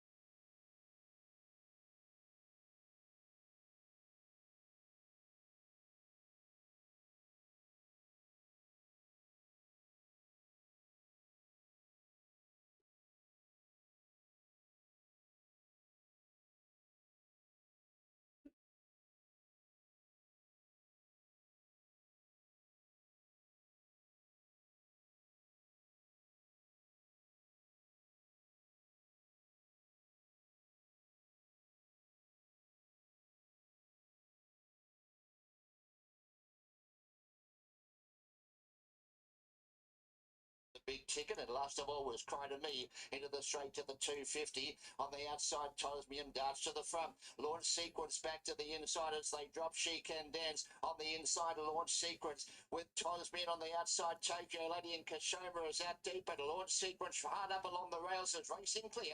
Launch Sequence by 2. Second, Tosmian. Third, Parasta, followed by Kashoma, Tokyo Lady and the big ticket. Exemplary miss from Cry to Me, and knocking up last of all was She Can Dance. 2, 5, 12, and it's between the 8 and the 14, but nice to see Launch Sequence get win one on the board. Third up into the preparation, well ridden by Tegan Warsnop. So 2, 5, 12, and we'll get back to you with those last numbers. Let's go back to Michael, Charge, and Mackay. Welcome back to Mackay for race 3. The Ladbrokes Odd Search Maiden played over 1,100 metres. One is all powered up from the Ensure stable. Paul Hamlin to ride gate 3, 58.5 kilos. Blinkers off again to son of Bawadi, who's first up. He's been placed 1 from 2 fresh in the past, but I think we just have a watch with him today. Whatever he does, he should improve on. 2 is Lucky Strong from the Peter Fleming stable. Bash Butler to ride 58 kilos, ex-Hong Kong galloper. He's had 1 run over this one. It was a good effort. 2 at Mackay behind Kingpin Power. He'll be a lot sharper for that. Looks in good order. We'll go to the 4 Mystic Mountain from the Glendale stable. Warwick Suddenly to ride gate 10, 57 kilos, and a Snitzel. He's on debut. We had a trial in Deegan in the southeast corner back in April this year. Didn't set the world on fire there, so he's just worth a watch today. 5 is Diamond Degree from the John Manson stable. Liam Martin, a ride gate 11, takes 3 off down to 53.5 kilos. Mare by Rick Tycoon. She still looks a bit new. She's had the 1 career start, didn't set the world on fire behind Kingpin Power. 6 is Fire Sphere from the John Mansman stable. Talia Fenlon, a rod gate 4, 56.5 kilos. Mare by Ecosphere. She's had the 2 career starts, battled away in both, so she may just need some racing. 7 is Irish Rocket from the Dave McKinnon stable. Nikki Olzard, a rod gate 5, takes 1.5 off down to 55. Mare by Heroic Valor. She was good winning a recent trial at Rockhampton by a half, and yeah, I think she's one to watch on debut. 8 Latin Love from the Robert Stenhouse stable. Georgia rides a ride gate 12, 56.5 kilos. Placed first up on Monday Choice at Rockhampton after leading them up, so she'll be sharper for that effort, but a bad gate. 9 is Mischievous Girl from the David McCallum stable at Mackay. Mackenzie held the ride gate 8, takes 1.5 off down to 55. Mare by Whittington, she was well beaten on debut at Townsville over 1,000. 10 is Oh Mickey, You're So Fine from the Troy Clive stable, Nathan Thomas to one gate, 756.5 kilos. Visor's first time, Winkers off the first time. Bar plates front again. Has had plenty of goes, this mare by Mickey Isle. So, look, she's just battling away. She needs to lift the touch. 11, Princess Sophie from the Tracy Simmons stable. Justin Stanley to right gate 13. Mare by Sidestep on debut. No public trials coming into this, so we'll just keep an eye on the market. 12 is Play It As It Lays from the Ray Williams stable at Emerald. Jackson Murphy to right gate 1, 55 kilos. Blinkers first time. Placed at Emerald 2 back. Wasn't disgraced at Townsville last start behind Madame Borodina, I thought. So inside draw a plus. 13 is Thormenda Smith from the Lyle Wright stable. Adam Sewell to right gate 655 kilos. Filly by Press Statement. She had 2 runs in the Downs area. She was fourth at Toowoomba on debut. Wasn't a bad effort. Then went to Stanthorpe but placed. Look, she's worth a watch here. And the 14 to round them out is Lord Danilo from the Tracy Simmons stable. Wanderson de Villa to right gate 2, 58.5 kilos. Did make a little bit of ground at the Sunshine Coast on the Polly on debut, but that was back in April. No public trial guides into this today. That's a look at them from the mounting yard. Race 3 at Mackay. The money has arrived smartly for the 2 Lucky Strong. Got out the 2.15, crunched into $1.80. 13 Thormenda Smith is $6 to $4.80. 7 This is Irish Mackay. Rock, 4.80 to $8.50. Best of the rest, the 12 players at lays at $10. But good money coming for the 2 Lucky Strong. This is race 3 at Mackay. Maiden played over 1,100 metres on with the favourite 2, 7, 13 and 4. Interesting runner. Now, he started life in Sydney with the Curtis stable. Won a Rose Hill barrier trial by 5.5. Was shipped off to Hong Kong, obviously sold. Had 5 runs or 6 runs over in Hong Kong and didn't really set the world on fire over there. Comes back, picked up by Peter Fleming, and I thought that debut run at Mackay was very good first up, back on the 14th of December. So obviously fitter for that. Looks a very nice summer, better than ready. Gee, if he can get across from that slightly awkward gate here, I think he's going to be very hard to beat on what we saw first up for sure. So we're with him. 2 Lucky Strong over the 7. Irish Rocket on debut. Good trial recently. Was behind Ange, who ran 4th on debut, or beat Ange, who ran 4th on debut at Rocky. Wasn't disgraced there the other day. So I would expect Irish Rocket to race well here on debut. 13 Thormenda Smith, I thought was okay on debut at Toowoomba. 2 back, went to Stanthorpe and placed. Out for a break, resumes with Lyle Wright, so should be respected. And the 4 Mystic Mountain creates interest. Son of Snitzel on debut, didn't show us anything in a trial back in the southeast corner back in April, but look, I'm respecting with the Glenda Bell stable. 2, 7, 13 and 4 in my numbers, but $1.75 now. Lucky Strong, the 2. Got out the 2.15 into 175, 160. It's like an auction. Crunched in betting. 2 Lucky Strong. 13th Amanda Smith, $6 to $5. 7 Irish Rocket, 4.80 out to 9. 12 players at lays is 9.50 to 12. Not much happening. Anything else? 4 Mystic Mountain is 12 out to 19. Latin Love, the 8 is 16 out to 19. So best back runner here, clearly the 2 Lucky Strong, who races for Peter Fleming. I was trying to find a move for anything at a price, but there is absolutely nothing. So best back runner, clearly 2 Lucky Strong. Now we do $1.60 Ash Butler, looking for 2 of the first 3 winners. It's Russell for the 3rd at Mackay. Heavily backed Lucky Strong for 160 now. Off the mat this 210 to 160. Lucky Strong. 1-way traffic to betting. Up goes Diamond Degree. Latin Love will be the last one to move in.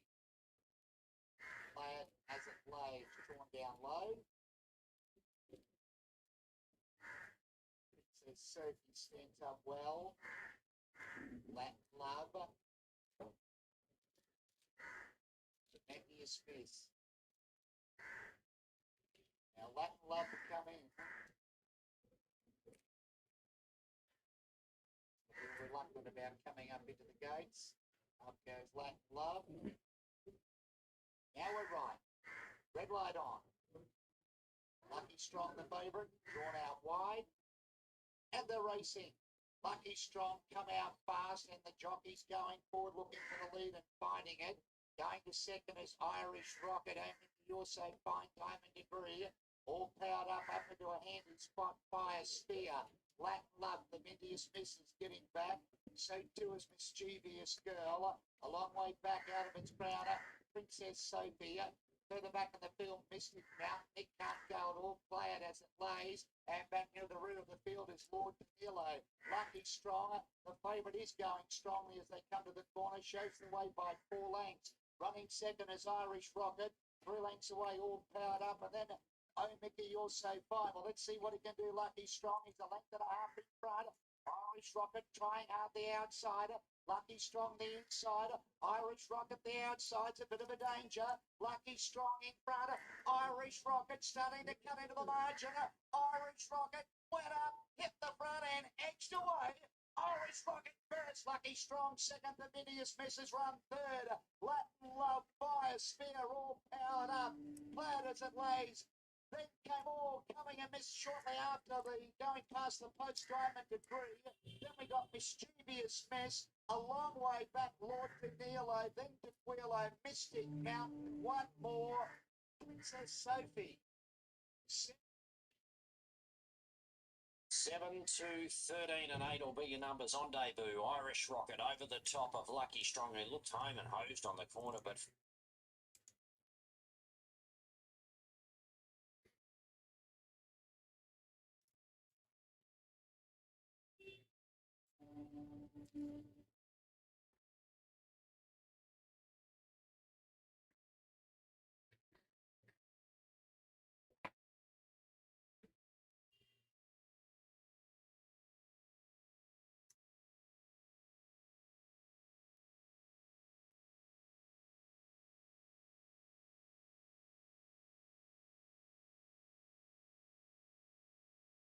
John EW8.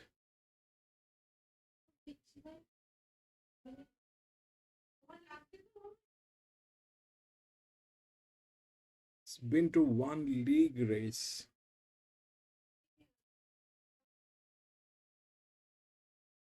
Tough to win off a wide run under 60 kilos. So dropping 2 kilos, I think he's right in this. 5 is Dreamstone. It is our favourite. 270, 250, back out to 270. Kayla, you like it.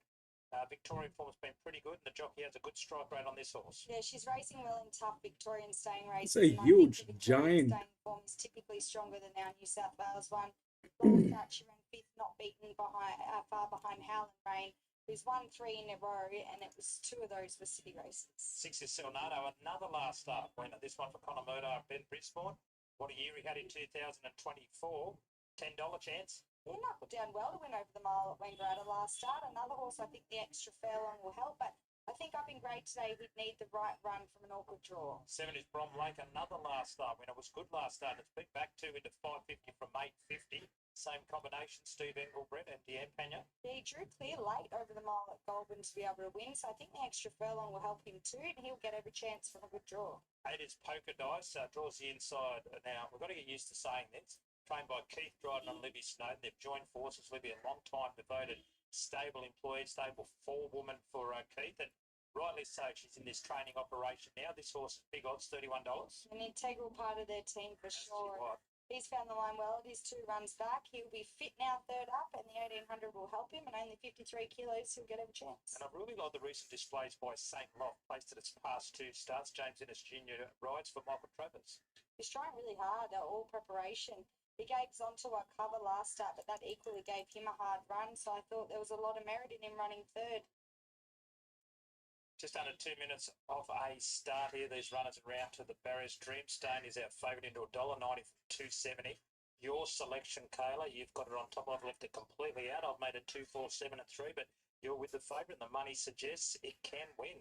Yeah, I think she looks hard to beat. She's coming back a furlong from racing over 2,000, so she draws a little bit awkward, but I think being so fit, she can be afforded to either be used up or be posted wide and possibly still be too tough late. She's going to really appreciate 55 kilos. I think she's well placed. From the 4s onto racing really well. Love that win last start off a tough run. In for 3rd, I put the 3 Marks Icon. Well, he was giving poor Daryl, his trainer, a hard time in the yard. He's very bright and full of himself and in career best form too. And in for 4th, I put the 7 Brome Lake. Yeah, well, just about to load up into the barriers there, Mark's Icon. We're talking to Daryl. He had Miss Fennell accepted there at the Gold Coast tomorrow, but she's home in her stable, not too far across from where you see the starting point. So with Zottawa, he's just about to load up. Gary Colvin enjoying a well-earned holiday with his family over there in Adelaide and up to the Gold Coast for the sales soon. We wish him well for the new year as well. Mark's Icon, as you said, was really on the toe, but our favourite is Dreamstone. Amy O'Driscoll's got a good record on this horse, Carly. She had 3 rides on her, win at Benalla also down there, and then ran 6 to 9 in the Wodonga Cup, a much harder race. And you've got it on top of 2, 4, 7 and 3. A late look at the market. It's into $1.90 your selection as Zonawa loads up. Mark's Icon is our second favourite. Daryl Burnett's had a really good 2024. This horse looks a decent chance with Louise Day aboard. It's out to 650 now from 440. And Zontawa steady all the way through 650, 550, 650. Good starting point, this one. They're starting to load up. Our favourite's about to go in for Amy O'Driscoll. Here's Dale.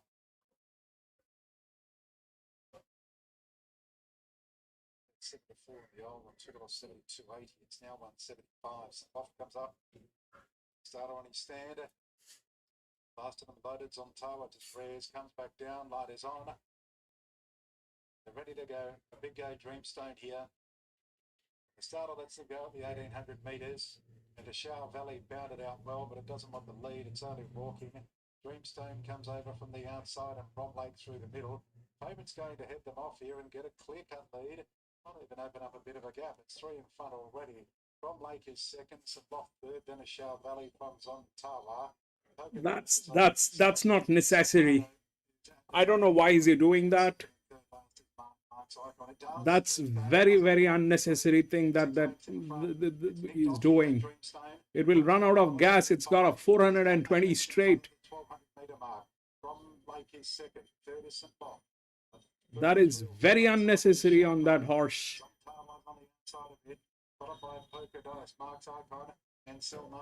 Is the tail ender as they go past the 1,000 metres. The 8-length lead is still there for Dreamstone. Dreamstone in front by a clear-cut margin.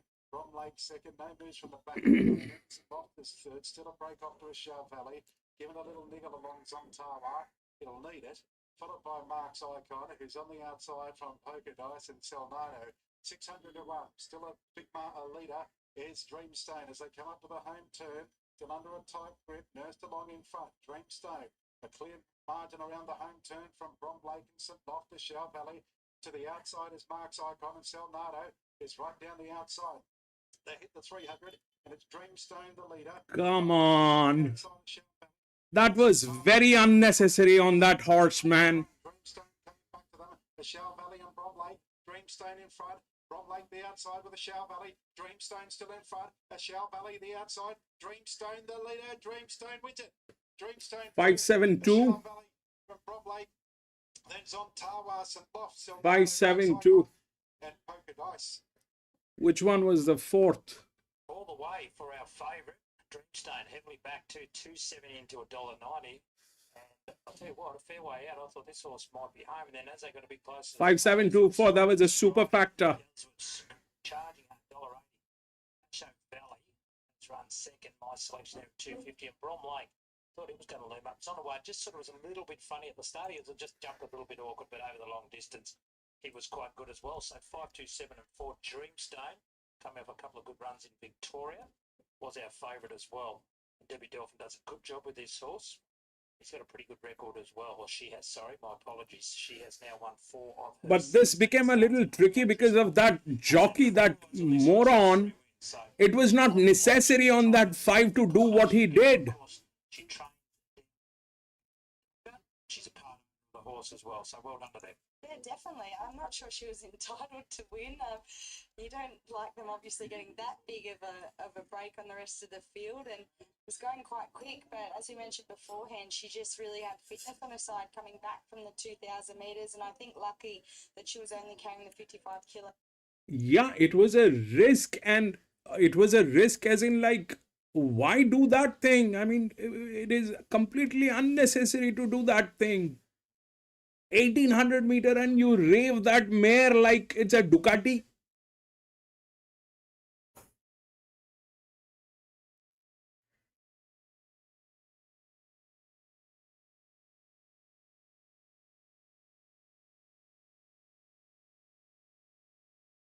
Anyway, we'll go to the next.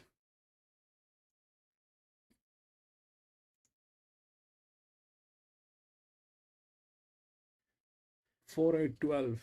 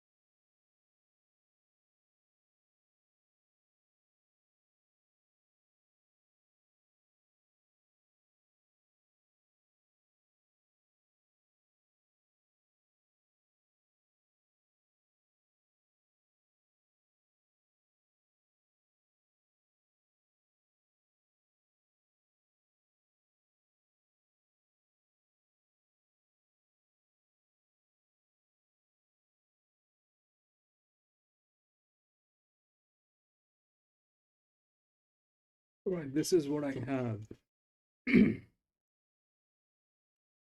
So it's a 1300 meter class 1. That one is the only linear one. That's the only linear horse. Rest everything is an outer drift. So, and that thing is favored based on one race, just one. Okay, and this is a huge linear pressure. It's not easy to deliver this. It's got just one race, though it is in the best hands, but that's how it is. This thing is absolutely in a very disastrous position. I mean, I'm going to go with one. There's all the numbers are with one. That's there, and the other one which is within the gates, within the rails, is the 6. But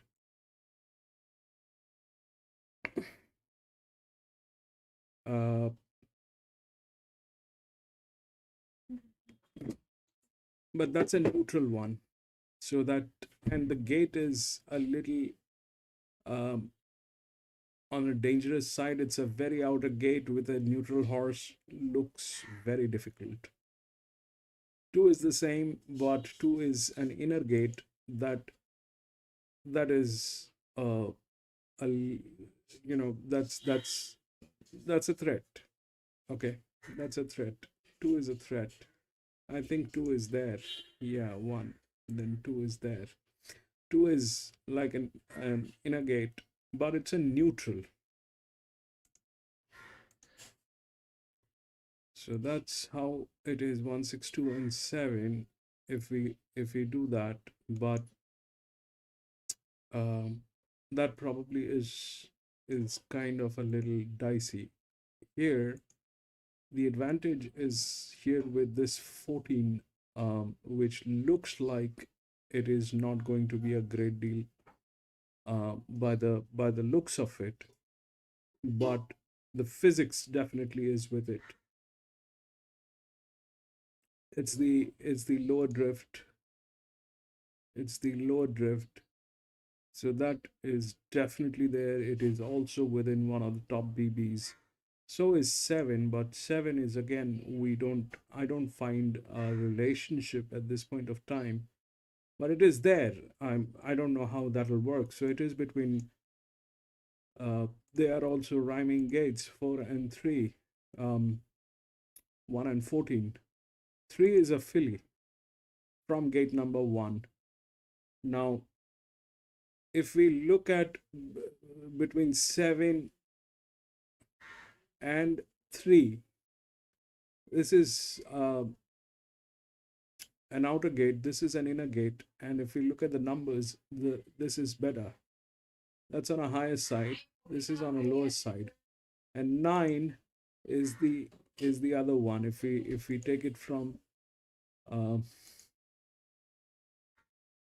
like that, so that is there. That's 10 comes in between, but 3 is a better horse. So this 6 and 2 is kind of risky. I mean, 6 is definitely a very, very strong risk, because it's a 3-year-old gelding and from the outer gate, which is a neutral. This one is again a neutral from the inner gate. So the other check is this one, but they're kind of okay. So here we have that. So both of them are suffering. So 9, I don't know if they will be able to deliver, because they're kind of suffering. That's a huge suffering. 9 and 10. 3 is still all right. So if we look for 3, then this might play like all that. So these two people are mulish people. They kind of have issues within their team, but they have the physics. I don't know how to.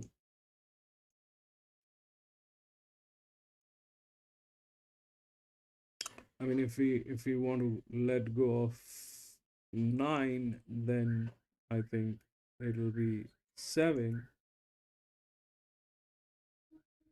We wanted 3 is okay, but I don't know how this 7 will work. But the question is whether this 1 will be able to deliver, because it's just one race. So this is a dicey one. This one is a very dicey race. This one is a very dicey one.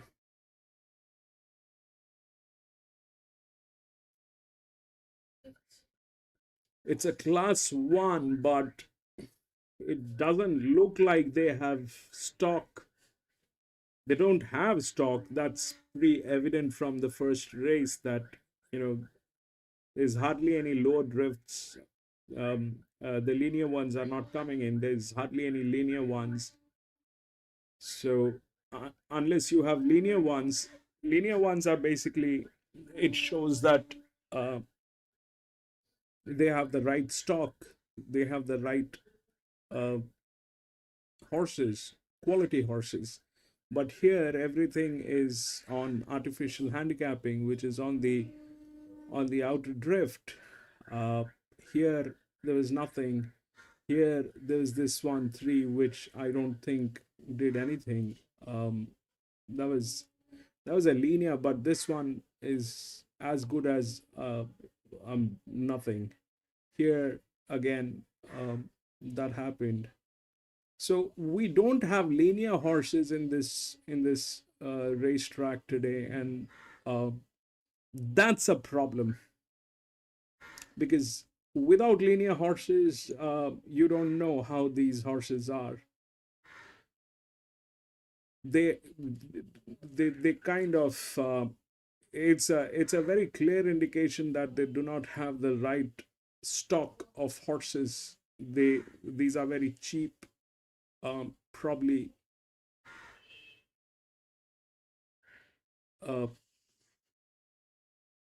I don't know how to explain that, but they're not the best of the horses, that's all.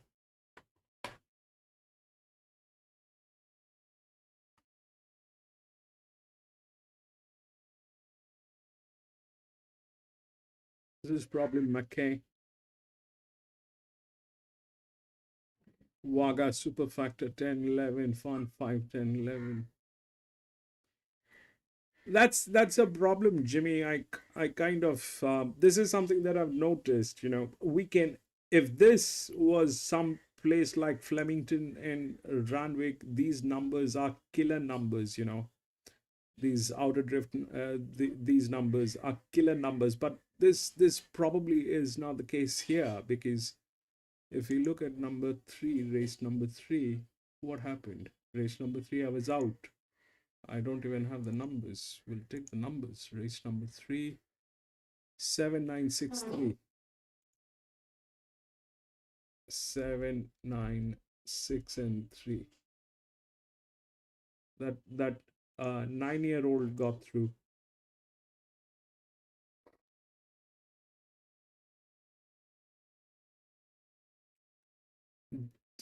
Don't know. I kind of you know, it.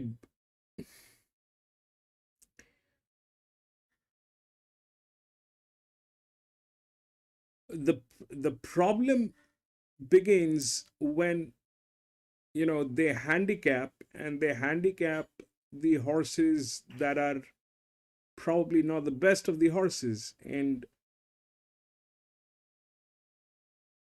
you know, there are two big check boxes. A, they're not the best of the horses, and on top of that,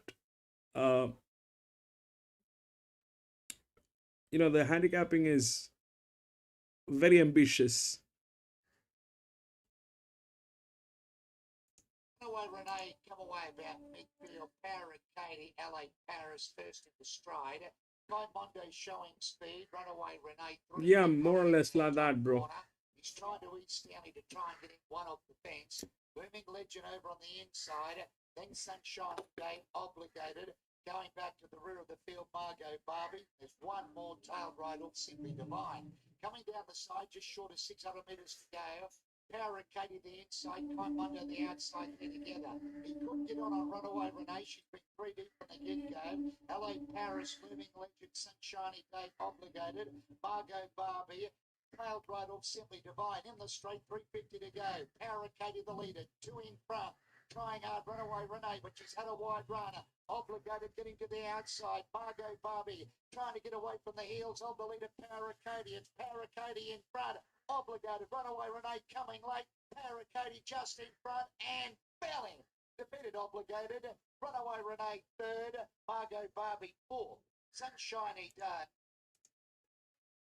I'm probably going to be out of this one. I don't like the way it is, and I needed a little more support on that 14 to go with, which I don't have, but it is kind of there. That 9, 14, and the odds are just 1, 2, 3, 11. 11 is this one.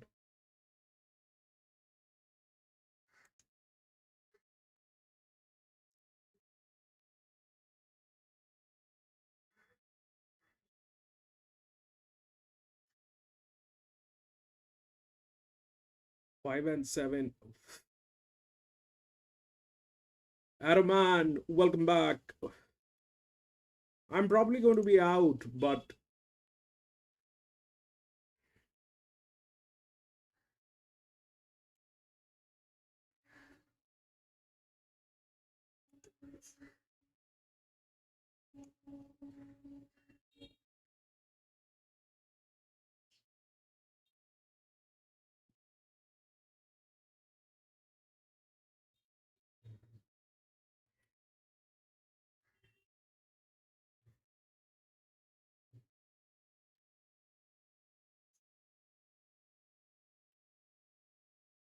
although Boyle goes slightly slower, so I think he'll be hard enough to beat, but I just couldn't put him on top of our favourite. I've got him in for second. I know this is the most relaxed I've seen him in a parade too. The 3, I think, can be an improver here from barrier 1 to look for Mick Travers and Sean Geimer. Yeah, inside draw probably gives it every opportunity to show up. It's just at the 2 starts for Michael and was pretty good there last up on Master of Disguise, who's a really progressive horse. And before that, behind Tomato there. So I'll give it a decent chance at not bad odds. It's around that to at the present time, 850. The 4 scraps will go the 5 Sydney Gale. I thought she should have won last start for Wayne Hudd and Louise Day. Terrific chance, isn't it? Really in the zone at the present time. Hasn't been with Wayne that long, but if you have a look at his form, 4-3-2, that tells you it should be pretty close to the mark today. Just the one win from 13, 5 places as well, but was really good behind Galston Gorge, who's won 2 of 3, and before that, walked behind Dolly, who's a capable type. So his last 4 starts has been beaten anywhere between a head at 3 lengths. Maybe it's its turn today, but just draws wide. Right up his toes here for Scott McIntosh and Josh Richards. Yeah, up to $21 and a wide draw. So its overall record's not too bad. Been racing fairly, but there's a few others I'd put ahead of it. But it's going to win another race before long. It's only had 4 starts so far, and the Wagga out of maiden winner and been okay since. 7 check side was good last start behind 55 Mustang. I don't know, Araman. This one, I don't know. At all, 55 Mustangs in the zone. That's the only linear one, and that's based on just 1. I could have gone with the 1, but it's not giving me confidence.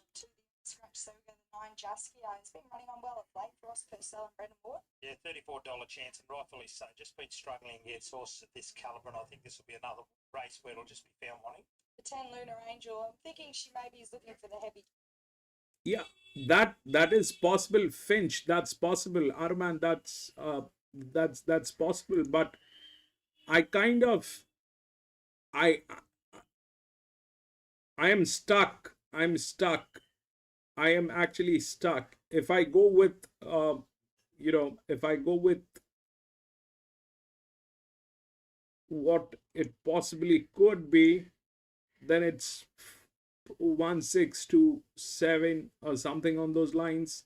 But that looks very slim because both of them are neutral horses. That 14 has a lot of advantage in this race. It's a 6-year-old gelding, but there's a lot of physics which is there, and that's all the way more reason I'm out, because it's a 6-year-old gelding, and I don't know whether it'll actually deliver. This one is a very risky one. Is a very, very risky one.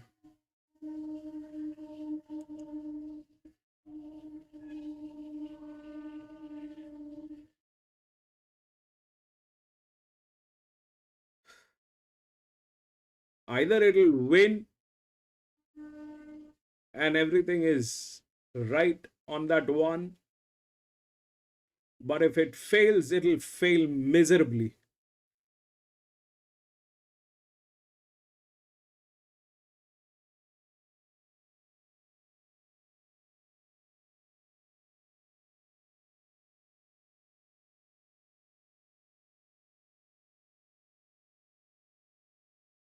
Sort of rate him a little bit like Master of Disguise. He come out and bolted in at Aubrey, then did the same. This horse could easily go on with it. Yeah, hopefully we can get the win today.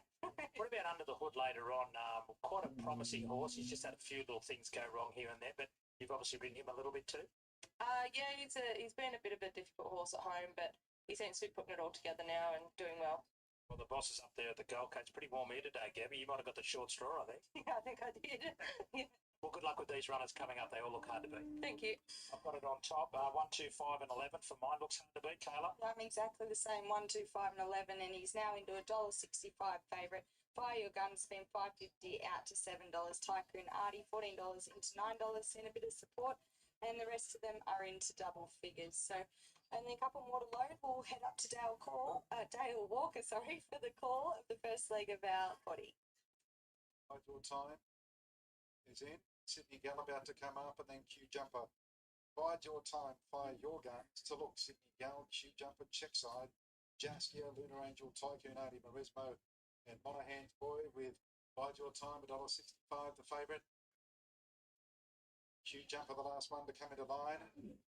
To look as the inside gate from Fire Your Guns and Bide Your Time is in alley number 4. Starter on the stand, set.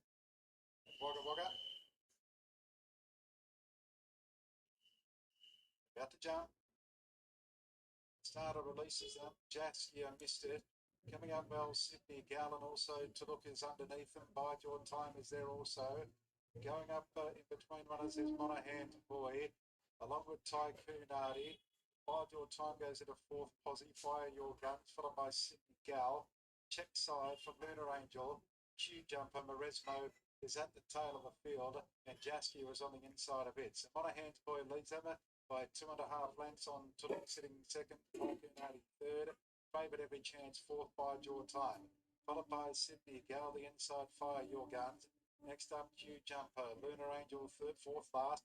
Then check side, Maresmo and Jaskia as they come up the home turn now in race number 5 of the day. It's Monahan's Boy, the leader, from To Look.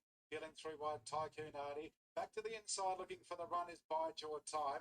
Then Sydney Gal, Fire Your Guns. The rest headed by Q Jumper. Up the straight, in front, Monahan's Boy. To look, a split for Bide Your Time presents now. And if good enough, it can come out after this leader, and it does so. Monahan's Boy from Bide Your Time, slowly getting into its work. Sydney Gal, then Check Your Guns. In front, Bide Your Time. The outside, Sydney Gal. Bide Your Time in front. It's going to hang on and win. Favourite gets up. Bide Your Time from Sydney Gal. To look at Monahan's Boy in a photo. One. Followed by Fire Your Guns. Jaskia got to the line late. Q Jumper. Followed by Lunar Angel on the inside from Tycoon Artie, check side, and Maresmo. Well, He's a nice horse, isn't he? Sorry, Carla. He's a really nice horse, Bide Your Time, and that's 2 from 2. And he's on a similar path to his stablemate, Master of Disguise. He's been able to, go on with the job. And this horse just going for that inside. Tell you what, he loves that inside row. I thought he's going to go wide. Pierre, go wide. Then he got wide. His Sydney Cal's going well. It's got a hoof right on the till there, but.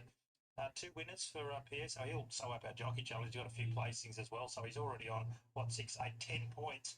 Monahan's Boy was much better colour for a long shot. especially for sitting out a big lead, though.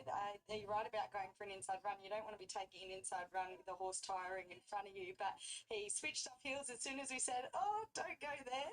And he took a little while to pick himself up, this horse, but I like the way he's quickening off the back of quick speeds. He's certainly a nice horse, and when we heard from Danielle last time, when he won William, welcome back, William. What are the numbers? 1 and 5.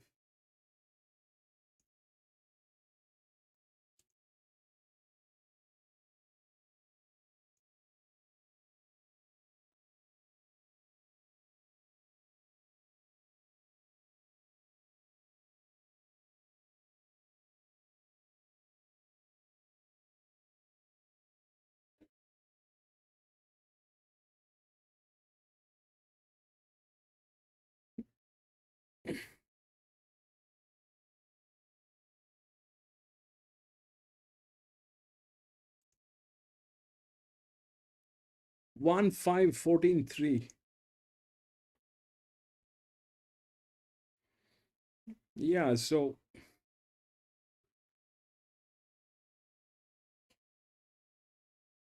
we didn't take that 5 because that 6 was not giving us much of a support, and that 14 was there. That 14 was there, very much there, but it was a 6-year-old gelding, and uh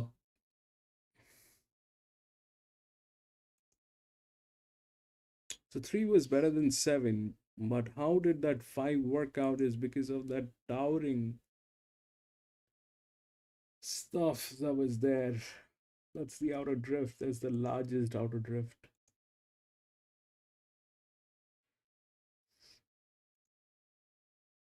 So basically these are as good as mules. These horses are not great horses. They kind of putting uh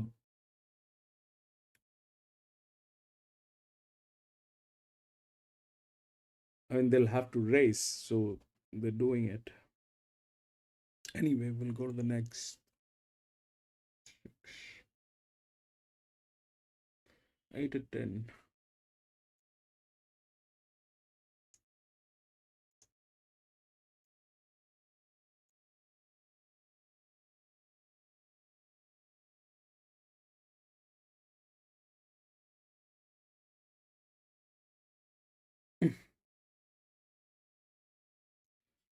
I don't know, bro. I don't know. I kind of get very nervous when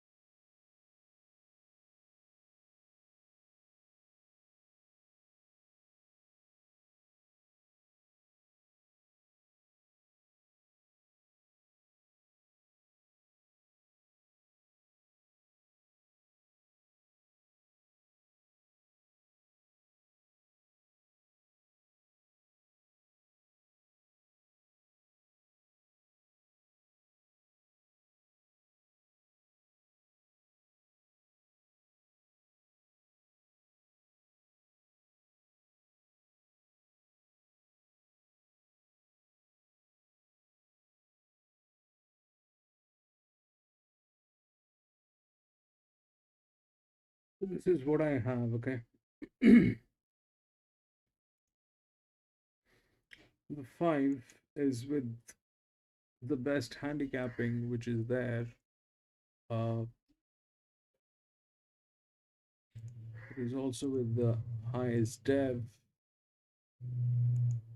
So if the 5 is not going anywhere, but the advantage is with 6. So 5 and 6, they're definitely in.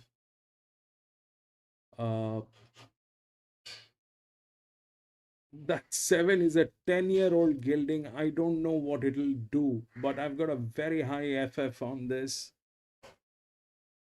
And then that 2 is there because of the advantage which is there.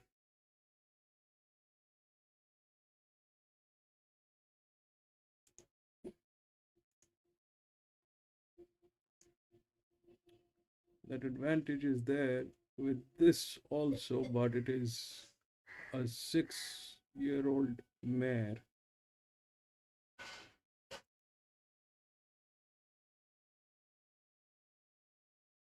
Now if that outer drift comes in, then what happens? 5.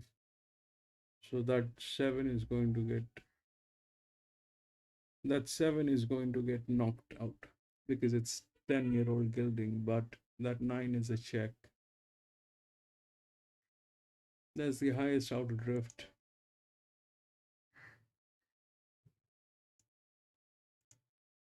So either that 10-year-old gilding is like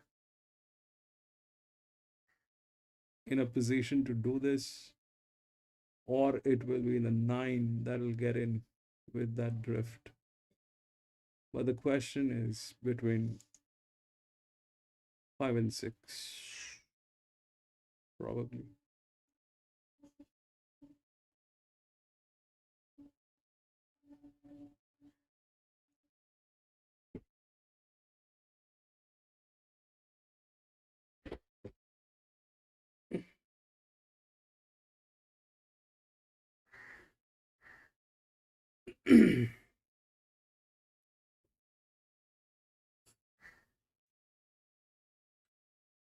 So if that 7 gets knocked out, the 9 gets in.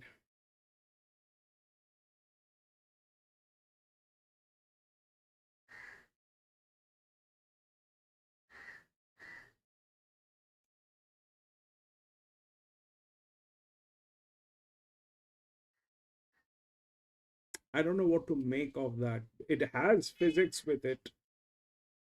Now that thing is there, it has physics, it has FF. That's what it is. But a very strong chance is that 7 getting knocked out. Because at the end of the day, it's 1,000 meter. And that thing is a grandpa. Not that the 8 is in a very sweet position. I mean, the 6 is also 8-year-old. So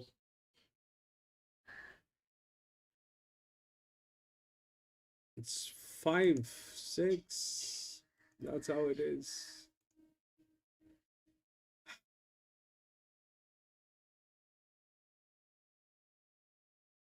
Three is this one. 3 doesn't. 3 is there, but I mean, if you look at the numbers on 5, then 3 vanishes.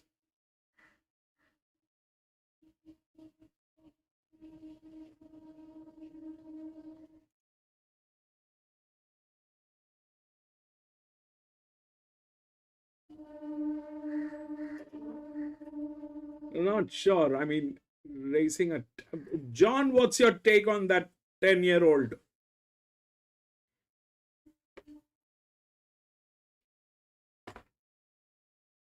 Jimmy, bro, what do you think about that 10-year-old?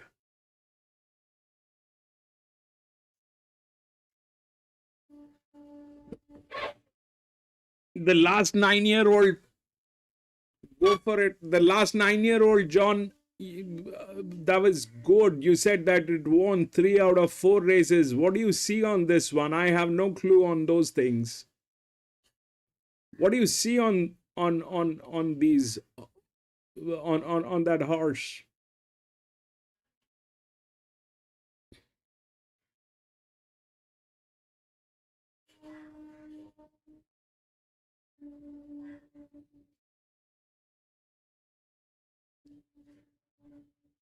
It's a 10-year-old. It's not at a winning spot. It is definitely not at a winning spot, but it is there. It's there. The question is between 5 and 6. The 7 is there because of the physics. It's there in some way or the other. But the 5 is with the best hands. It's got everything. It's a 4-year-old. So technically the 5 wins. But 6 has very strong physics. It's much heavier. But it is an 8-year-old. So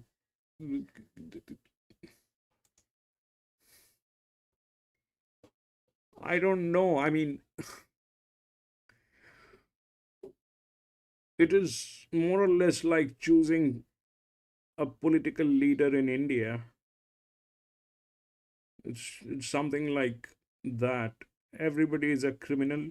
You're looking for the one which has got the minimum criminal record. God knows. Coffee, John.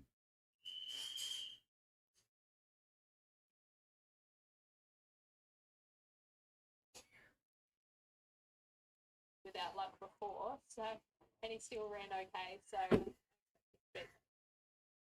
7-year-old Scotland. He was good to win last start.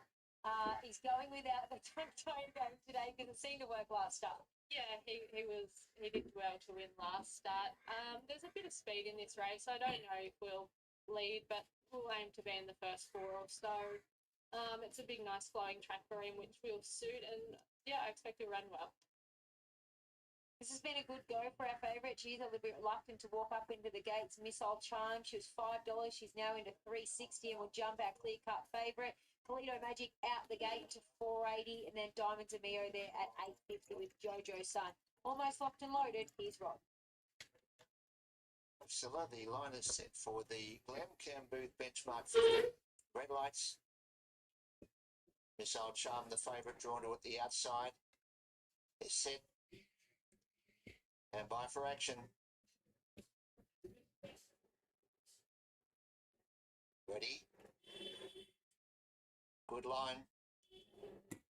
They're racing. Jojo Sun fastest to begin. Lobs a length in front. Over 1.7 gone second. Spearing up along the inside. Diamonds and Mio from Awesome. And also Kalido Magic underneath. Take the Jackpot. A length to Bright Daisy. A half to Love Rat. Savoca next to last. And 2 lengths away last of all is Missile Charm. After 300 metres, Jojo Sun a half in front. Leanne Boyd on Awesome scouting up deep and soon after assumes control. At the top turn, Awesome a half in front of Jojo Sun. 1.7 gone third. Followed by Diamonds and Mio, Kalido Magic, Love Rat and Take the Jackpot both making ground. A further length of a half Savoca followed by Bright Daisy next to last. And last of all ridden for luck is Missile Charm up towards the home turn. 4.25 to go. Awesome 2 lengths in front, and now Love Rat is moving around it. A half length away, third Jojo Sun, followed by 1.7 gone. Diamonds and Mios behind a wall of horses. Down towards the 200 metres. Awesome just in front over Jojo Sun. 1.7 gone from Diamonds and Mio. Missile Charm is down the front of the track. Awesome moves up, puts the neck in front over 1.7 gone. Awesome in front and Awesome too good. Awesome a length and a quarter. 1.7 gone third. The second, third was Jojo Sun for Missile Charm on the outside. Also, if I have to go for a coffee, I mean that 5 is that 5 is in the best hand. It is the best handicapping, but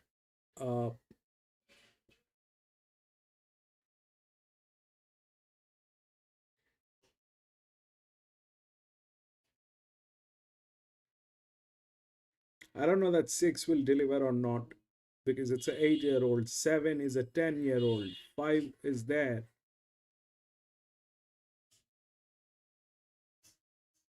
2 has advantage. It's a 7-year-old. The other one that has a little possibility is 9. with that drift.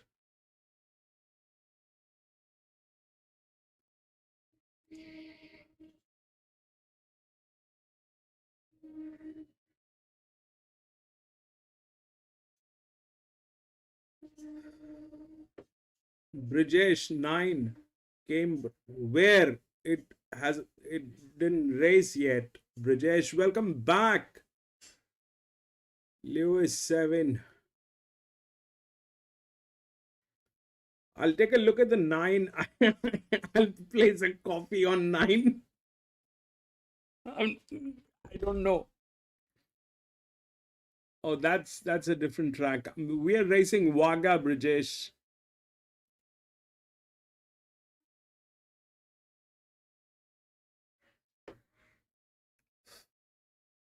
Man, that 3 looks like a wolf. It looks less of a horse and more like a wolf.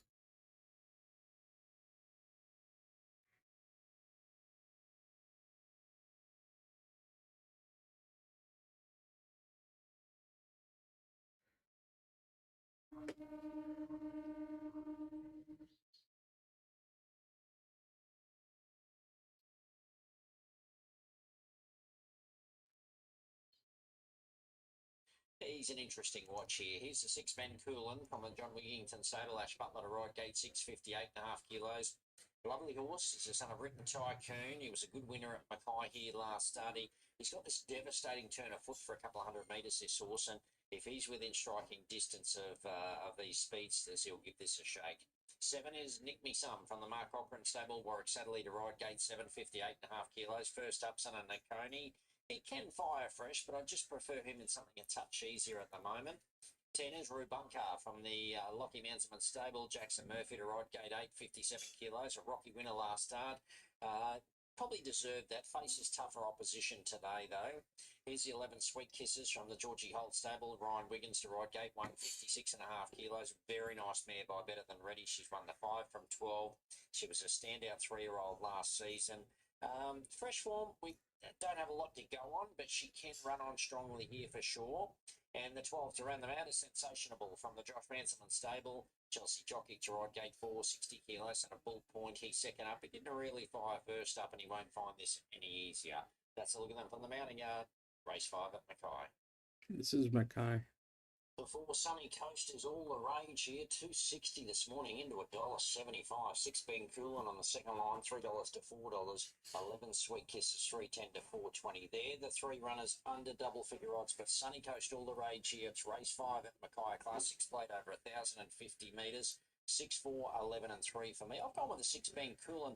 I just thought a few of these might try to soften Sunny Coast up. In saying that, he's got a lot of speed, this horse, Sunny Coast, so they'll need to burn to try and stay with him. If Ben Coolin's within a couple of lengths on the corner, I think he can go past Sunny Coast here. 1,050, probably about as sharp as he wants it, but he has got some promise, this horse. 6 on top, Ben Coolin, banking on some speed, and that'll come from the 4 Sunny Coast. He knows one thing, just go. He can reel off some real sectionals. The 11 Sweet Kisses, look for her to be running on strongly first up, and the 3 Milo Man. 4th run back, a better run last start. Now, was Nicky Olzar the pickup ride for the 2 Leadership Spill? I'm not sure where I've got Adam Sewell on. He's on Milo Man, but it's all about Sunny Coast into $1.65 from 260. One of the best bets of the program on what we've seen market-wise. Ben Coolin, next best. Here's Russell for the 5th at Mackay. Sunny Coast, well tried here. Leadership Spill will be the last to load. 1,050. Leadership Spill to come up. Riding Tranchia Olsen. Nicky Olsen like the mark. Leadership Spill will be a mark now for the remainder of the day. Up goes Leadership Spill, and now we're set. Red light on. Ready to jump.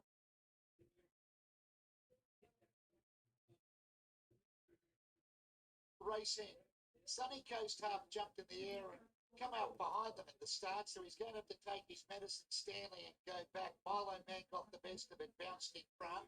Sweet Kisses goes to second, recovering now Sunny Coast to third. Then we've got Sensationable. Ben Coolin starting to improve the outside of Leadership Spill. Nick Me Some Rabunka. Andy went back to the rear. Milo Man and Sunny Coast pair up with the 600er, and they've got away to be two clear of Sweet Kisses. Ben Coolin through to fourth, sensational leadership spooler. Nick Me Some Rabunka, Andy whipped them in. Sunny Coast, well, he missed the start. Let's see if he can do it at the end. He's a length in front. Ben Coolin starting to loom large.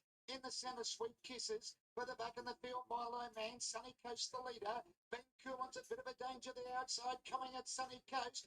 Ben Coolin went to Sunny Coast. Ben Coolin, Sunny Coast. Sunny Coast kicking strongly. He's a fire, Sunny Coast. Big Ben's landed. He landed the money. Sunny Coast to Big Ben Coolin. Sweet Kisses third. Leadership's Bill, Nick Me Some, Rabunka, Andy.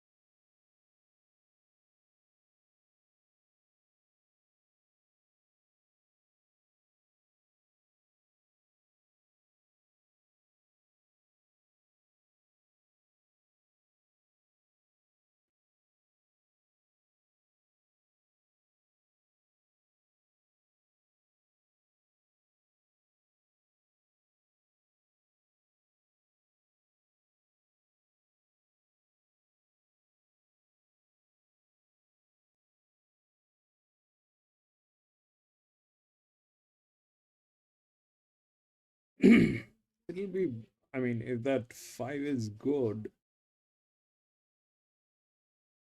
we'll take a look at the 5 and then Andy Galloper, you're dead right. He typically takes a run or two to find his best form, and he's quite a very big horse, so that probably explains that. So I'm happy to look around him from the white draw under the big weight first up. What about Brothers of Antrim? He returns to David Doug Gorrell, Ella McGurk. He's got a bit of class, 5 wins, 5 places, 22. His last start was 84 weeks ago. So he had a sesamoid injury, talking to Doug, and geez, he looks the part. He wasn't knocked around in a recent trial, but he's nice and cool and calm and collected, and he could run a cheeky race. I think he definitely will, and I'm surprised to see him this fit and forward-looking first up off what was long break, as you just said. His first up form's great, where he's had the 5 starts for 3 wins in a second, and I thought his trial, although he wasn't asked to do a lot, he seemed to trial well behind sparring. He's also won like in the big weight, so I'm happy with him today. I love the look of the 3-0 Mickey. Wow, how good does he look? Draws out a little bit. He had a wide run last start, a few excuses, but geez, he comes back in grade today. Kayla is really well placed. Nick Suquet goes on. Craig Widdowson, the trainer, he's got the 62.5.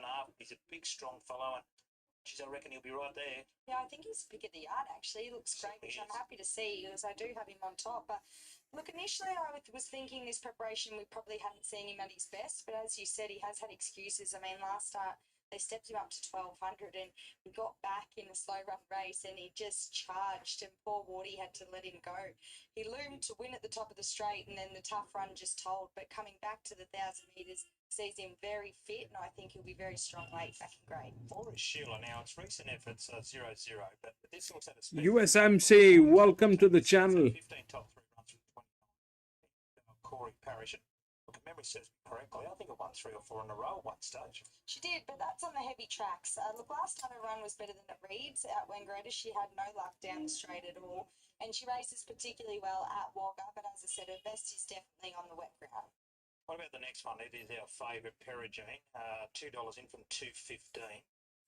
Got the job done nicely there last start at Canberra. That was back on November 24, so it's had about 5 weeks between starts. That was a class 1, so it steps up in grade, but I love what I saw last start. Yeah, me too. He looks great alongside the pony too, and he's very relaxed here in the yard. That win was terrific. He sat behind the leader, and when he was exposed, he let down well to win comfortably in the end there. From the soft draw, he's certainly capable of the step up. The next one in the parade is the 6 Mighty Feet, another one who's been consistent a win, and 2 places from his past 4. Christopher Pang claiming the 3 kilos off the Scott McIntosh runner, and it at the present time is an $8 hope. I think he's right in this too. Even when he has a place, he's never far away at all. As you said, the lightweight for Christopher Pang and the good draw in the 1,000-metre race, I think sees him right in it, and he's another one that looks terrific. Well, here's the 7 vein stream for Jeff Crothers, Michael Hickney, start number 72 today. He's won $489,000. So he comes out and wins this, he'll top $500,000 in earnings. On his best, he wins, but what do you make of his prospects? Look, I can't have him today. He was okay last start, but I don't think he's at his best at the moment, but he's been up an awfully long time. The 8 is out, and then the 9 trifecta Ruby, $11 hope for Jeff Penzer and Gary Colvin. She's been a month between runs. Last start she didn't have the clearest path, and I thought still found the line okay, so I think she'll be running on here, but another one that might find a few of these maybe a little bit slick. But I'm with the 3, Ono Mickey here. Look, he's a horse that probably needs things to go his way, but his best form, he's got some good form around handy horses, so I think he's in the right grade here. From the 5, Perugine, certainly entitled to be favourite. He hasn't done much wrong in his short career at all. In for 3rd, I put the 2, Brothers of Atrium. Really happy with his parade first up off such a long spell. And in for 4th, the 6, Mighty Feet, never finishes far away. Yeah, I'm with the favourite, but I'm not as confident. I told you, Carla, when you started this job, don't ever change your tips, but geez, I'm tempted to go on No Mickey. So, Johnny, we might have to change those tips, I think. I'm 5, 3, 2 and 6, but I could change in the next 5 minutes. Am I on the right track here, Craig? I hope so. Look, he's not an easy horse now that he's up in grade, and you know, his last prep, everything went right for him. He wasn't out of sort of 1st or 2nd apart from 1 start. This prep, sort of nothing much has gone right. Keeps drawing wide. We just need to smother him up and have the last sort of crack at him. But yeah, that sort of hasn't worked out this prep, so we've gone the short backup, which we sort of haven't done with him much, but just to try and take that edge off where he took off last start. But Nick knows him and he's in good order. Yeah, last time nothing went right, but he draws out a bit wide again, so you just don't know where he might get to again. Yeah, hopefully come back to the 1,000, just hopefully there's just a little bit more genuine speed and he can slot in and just smother up for half the race anyway. 2024, big year for you. You won the Wagga Town Plate here with the Prodigal Son. That was one of your highlights. Oh, for sure. You know, around this area, everyone wants to win those sort of races. You know, your Wagga Cups, your Town Plates, Salisbury Cups, and the like. So, yeah, Town Plates, was pretty high on the bucket list. So, it was good. It was a nice horse to do it with. It was a good day. Do I see him on the weekend or something coming up? He's scratched from Randwick tomorrow. We might have a little look at the Standish next Saturday. What can we look forward to? Some of these horses coming through from the Widdowson stable in 2025. Can we give the people out there that follow your stable a few to follow? Got a couple of nice young ones coming through. Baggy Chandler's not far off hitting the races again. He seems to be back in really good order. Then there's a couple of younger ones. 4th time lucky. He's only had 2 starts for a win, and I think he's a nice horse. So, yeah, we'll see if we can get them going first. Maggie Chandler, yeah, I like that horse. He's quite a progressive horse. We've got all these carnivals coming up as well, haven't we? You know, Aubrey's not too far away. It rolls around really quick, and you've got a lot of meetings coming up at your base down there at Wodonga as well. Wish you all the best for 2025, Craig. Thank you. Good trainer, gets a lot of winners, and when he combines with Nick Suquet, he's extremely hard to beat. I'll stick solid, Kayla. I'll stick with Perugine, but I'm worried about Oh No Mickey. Well, you should, because I think was it your best bet? Yeah, well, that's why I'm don't sticking change it now. That's right. And Perugine is certainly a deserved favourite. Everything is getting tamed. He's only had the 9 starts for 2 Even wins that 6 is getting tamed. seconds, and one of those wins was in Queensland Town. So his form's very solid. He was really good first up. But I'm not sure if the 5-week freshen up was intentional or if maybe something went slightly amiss. But look, he's drawn for a chance in barrier 3 here. Bad race, this one is. Look, for a 1,000-metre race, there's not an awful lot of speed, so he could very well find his way to the front, which I think would certainly be an advantage over the 1,000 metres in a low-pressure race, because outside of that, I mean... John, 4 and 9. Both of them are very strong horses, John, the 4 and the 9. These are like 2 huge drifts, 4 and 9. be spotting Iron Mademoiselle, maybe a likely leader, Riley. Both of them are good horses.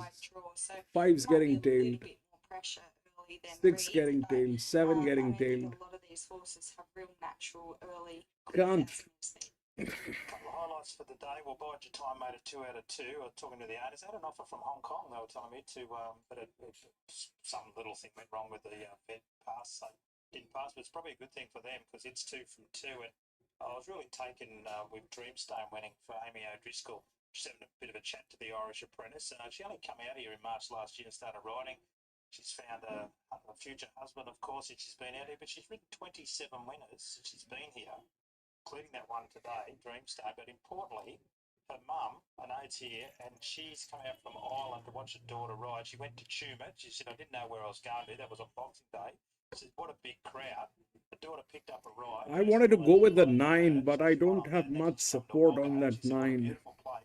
I needed a little more support on that 9 at least. This She side. initially thought she was coming over to Australia at some point before her daughter made the move over here. It's a 1,000 meter.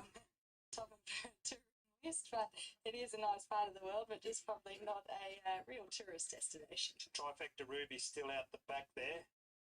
And Sheila just about to load up as well. There's our favourite runner, Ono Mickey, about to go in for Nick Suke. He'll get the best out of this horse today. Sabir, 5 is good, but I'm out, bro. Get out there and do your I'm best, out. boys. So we're right on That's the getting time. Our tailed. favourite is Perigee. I don't want to get into this race. Not looking great. Daniel Sykes, previous winner, Bide Your Time, with the 100th in her career. She's got a runner in Sydney tomorrow, Associate, and she's already won 9 highways. So it could be a big weekend for her. Here we go. Perigee, our favourite.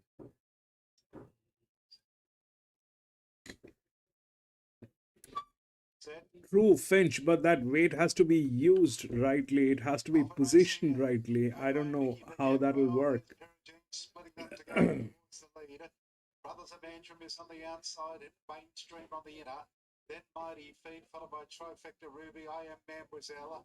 Second to last is Sheila, and Oh No Mickey is at the tail of the field. Favourite goes to the front. Perigee in front by around a half length for Pierre Woodvillain. Second the outside is Brothers of Antrim.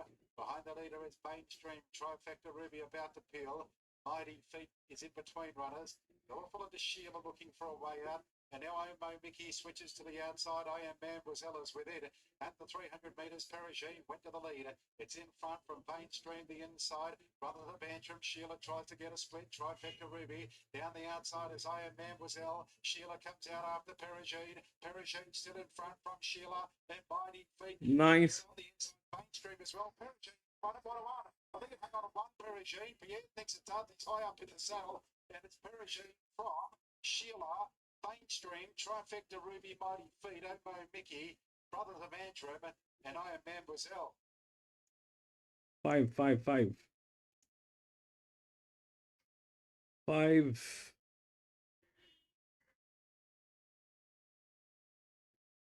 5, 4, 6. I think 5. Yes, 5 won.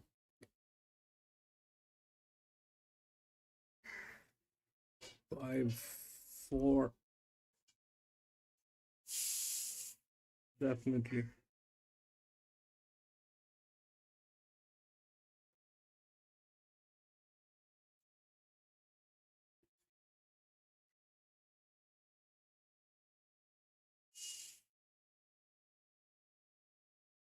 Five and 4.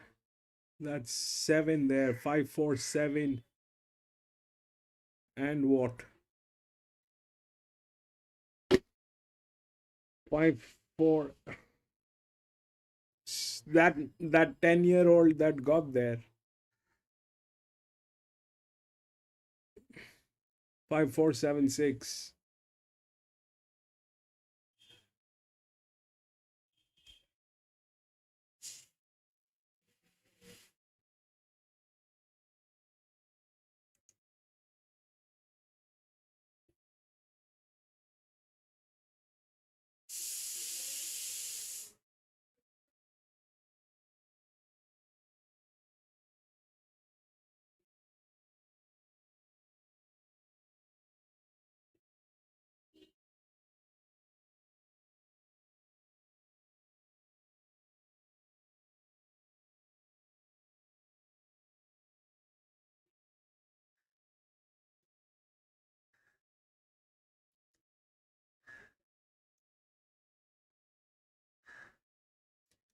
546.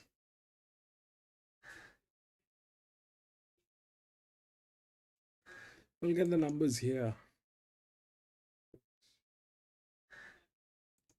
Whatever it is within those lines. 5467, 5476, it's all the same. But yeah, that happened. We kind of I did not have any confidence on this race, especially after looking at that 5 getting tailed. I wanted to stay out, but that 5 was good. That's the best in terms of handicapping. That's the best horse. So the the two linears 5-4 7 6 with buck. Anyway, we'll go to the next 5 4 6 and 7. 5 4 6 and 7.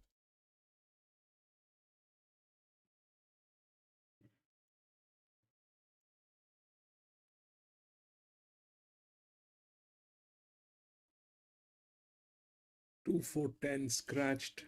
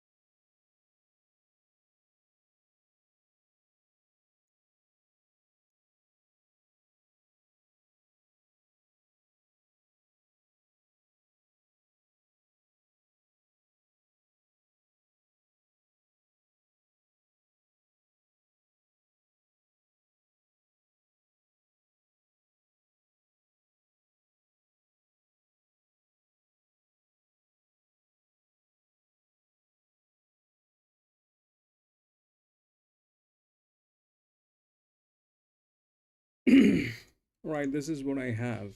Okay. That 6 is in the best hand, but that 3 is the favorite. Not only the best hand, it is the best handicap as well. It is the best handicap that number 6 is. But 3 is the favorite. There's an advantage with 9, but it is a very weird horse. 3 is the other one, but these people, they kind of may not be aware of the dynamics of this track. But yes, that 963, that probably is there, and we've got a very high FF on that 6 as well. It's the best handicap. So that 6 and 3, they definitely there. The 7 is within the odds, that's there, but it's a very outer gate with a 6-year-old gelding. Plus, these people are suffering, and that's there. 7, they I mean 9, they kind of are in a very advantageous position. The other one is the 12, which is with the highest dev. It's a 3-year-old gelding. So how a 1400-meter works generally is 2 of the body balances, they definitely get into the top 4. That makes 13 a check. But if we look at 9 and 13, probably 13 is a better horse. But 9 has advantage, and they are also suffering. So we kind of there. It's the heaviest. The 9 is probably the heaviest, so that's there. 3 is the favorite, and 12 is a 3-year-old gelding with substantial numbers, and it is not within the rails, so it's not in a winning position, as in winning position, but that's a very distractive position anyways. So that thing is there, and this is the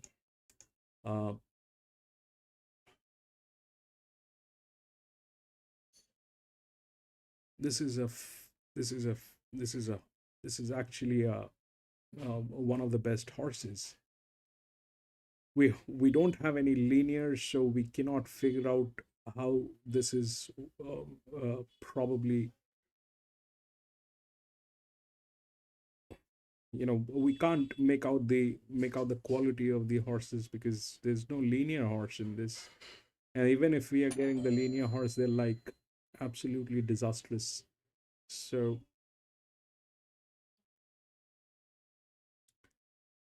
that's what it is. 3, 6, 9, and 12.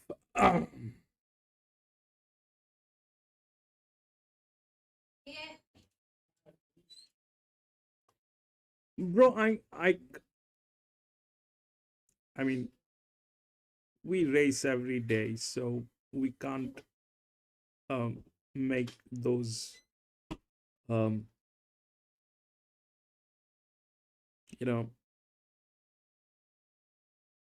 we cannot discriminate whether they have horses, they don't have horses, but we can definitely look at the risk.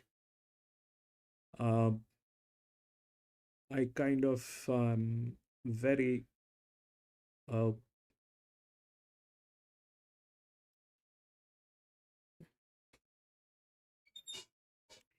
no, it looks like it played funny, Jimmy, but basically what's happening is it is anybody's race. This track today is anybody's race. I mean, they're very ambitious with the handicapping is concerned. They're putting huge numbers on each and every horse, but like Yeah, so but we have to be a little, this, have you seen a linear horse like that in last 12 months? I haven't seen a linear horse like that in last 12 months, right? That's absurd. That's absurd. This if I could believe this if this was, you know, I don't know. I haven't seen. So they're very ambitious. They kind of, it's like an office in a shack, but they want to behave like we are Google. They don't have stock. They're putting obnoxious numbers on each and every horse, and it's very difficult. It's very difficult to believe those numbers. I mean, a 6-year-old mare carrying that kind of a pressure is. Lewis to McKay, 10 level. The challenges are everywhere. I mean, if you're racing at Randwick, they have the best stock, but they're also best in handicapping. Flemington is the same. Here, you don't have stock, but they're behaving like we are gods. And I don't know what to do. So, anyway, they'll make it a gamble.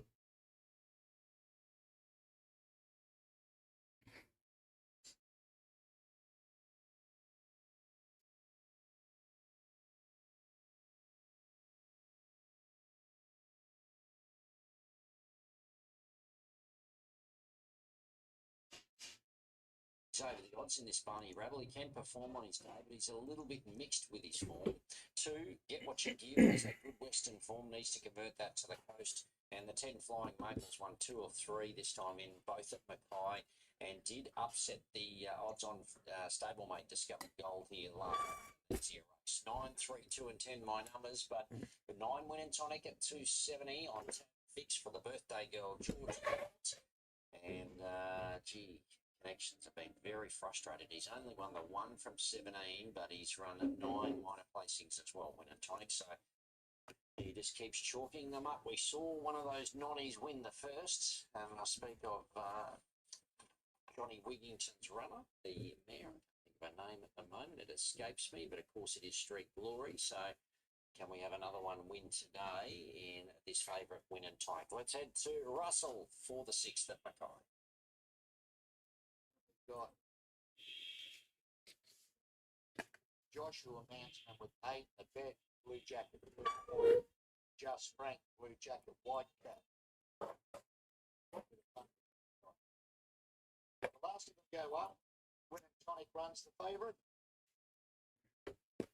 Used to ride. Red light on. Said. Racing this time. Fast away from up the inside, Aiden Beck, Win and tonic jumped away fastly, looking to the leader. Cold Power Barney Rebel first half of the field. Give What You Give, Dusty Damsel going back the inside, Just Frank. Then we got Flying Maple. Back to second last, it's 9 Carrots and Queenslander went to the rear. That's the first call of them as they go to the half mile. Win and tonic, 3/4 of a length in front. Second, the outside is Cold Power. Third, the fence, Aiden Beck. 1-1 then is Barney Rebel. Dusty Gamsel starting to pick up ground over on the inside, Just Frank. Get What You Give is on the move, and on the back of it is Flying Maple. Then 9 Carrots, Queenslander as they bunch up and they come to the corner. Win and tonic just in front of Cold Power. Looping them out wide is Flying Maple. Barney Rebel is going for a run closer to the inside. Aiden Abed is still there. Win and tonic just in front. Aiden Abed, Flying Maple the outside. Aiden Abed just in front of Flying Maple, trying hard on the outside of it. Aiden Abed just in front, close to home, and Aiden Abed beat Flying Maple. Win and tonic third, 4th 9 Carrots. Then came Get What You Give, they left it in the bag. Just Frank, Barney Rebel, Queenslander, Cold Power, Dusky Damsel. 11, 10, 9, 13 will be your numbers. The 11, 8 and a bet. Chelsea jockey for Josh Manzelman. Good run last start. Stepped up in grade today and over the top. Pretty good in the end, wasn't it? 8 and a bet. He's had 14 starts here at the track prior to today. Yet to break through, but he does so today at start number 15 at Mackay. 11, 8 and a bet. Defeats the 10 Flying Maple. It was the one you thought just loomed. Had to loop them, but looked full of running, but just couldn't match 8 and a bit late. The 9 win and tonic.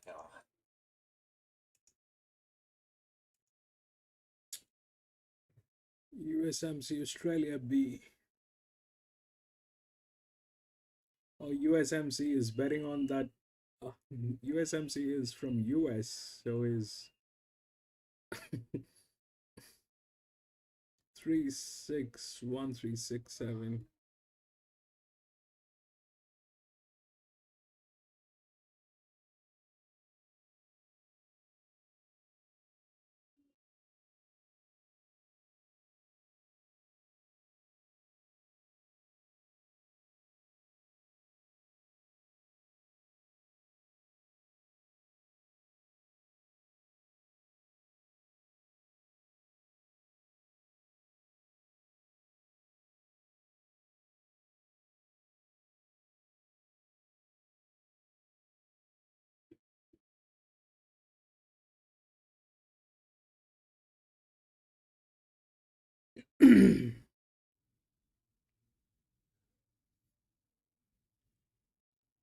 Welcome to the channel, US.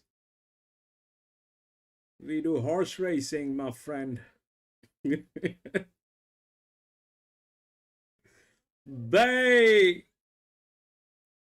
Long time, Bay. Welcome back.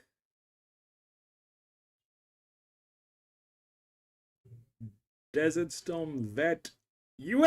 MC, you're a vet?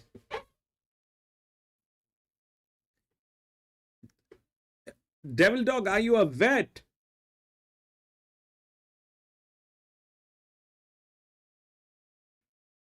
There is a bum.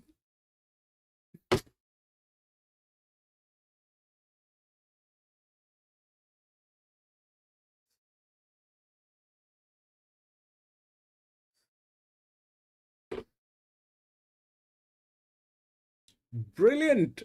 Devil Dog, we were waiting for last 1 year for a vet to be in our channel. Brilliant. Thank you for joining in, my friend. We were waiting for last 1 year. And we kept talking about it that we need a vet in this channel.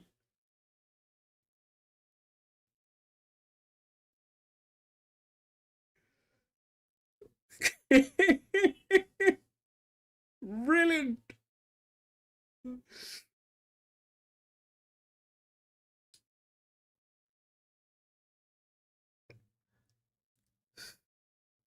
John, now we have a vet.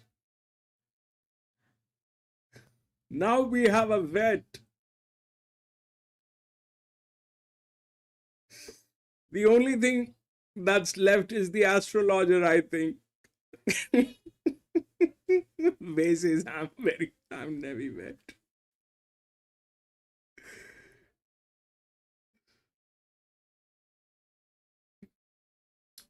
Okay.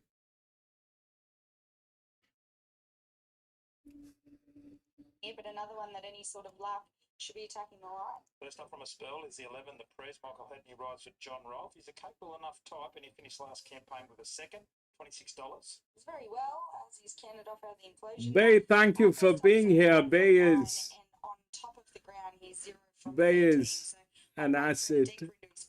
Bay is a very beautiful person. Sean Geimer with a winner, his first winner back from injury today, and this was the last start winner as well. Yeah, that would have done a world of good for his confidence, I imagine. Breaking his maiden at Tumut, sorry. He does need to step up here, though. And the bottom one here is Laser Guide. No, vet, I mean veterinary. US, are you a veterinary? I don't mind his chances into $7 from 41. No, I thought vet here is as in veterinary.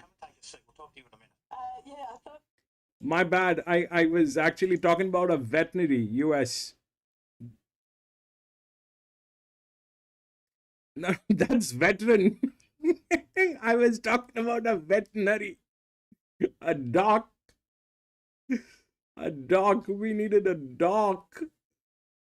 We needed a doc.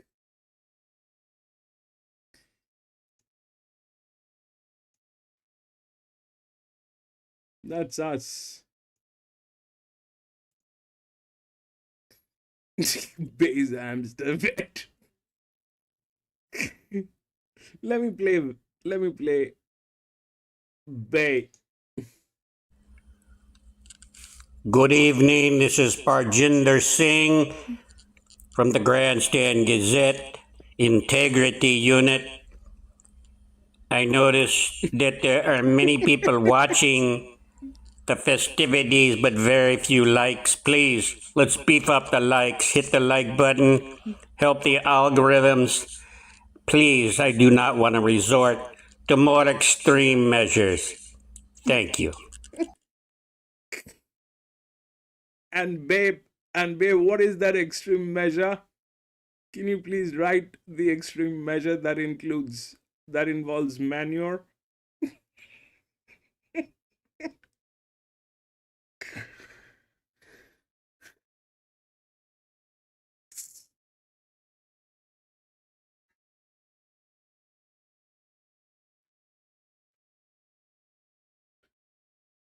That 6 should ideally win.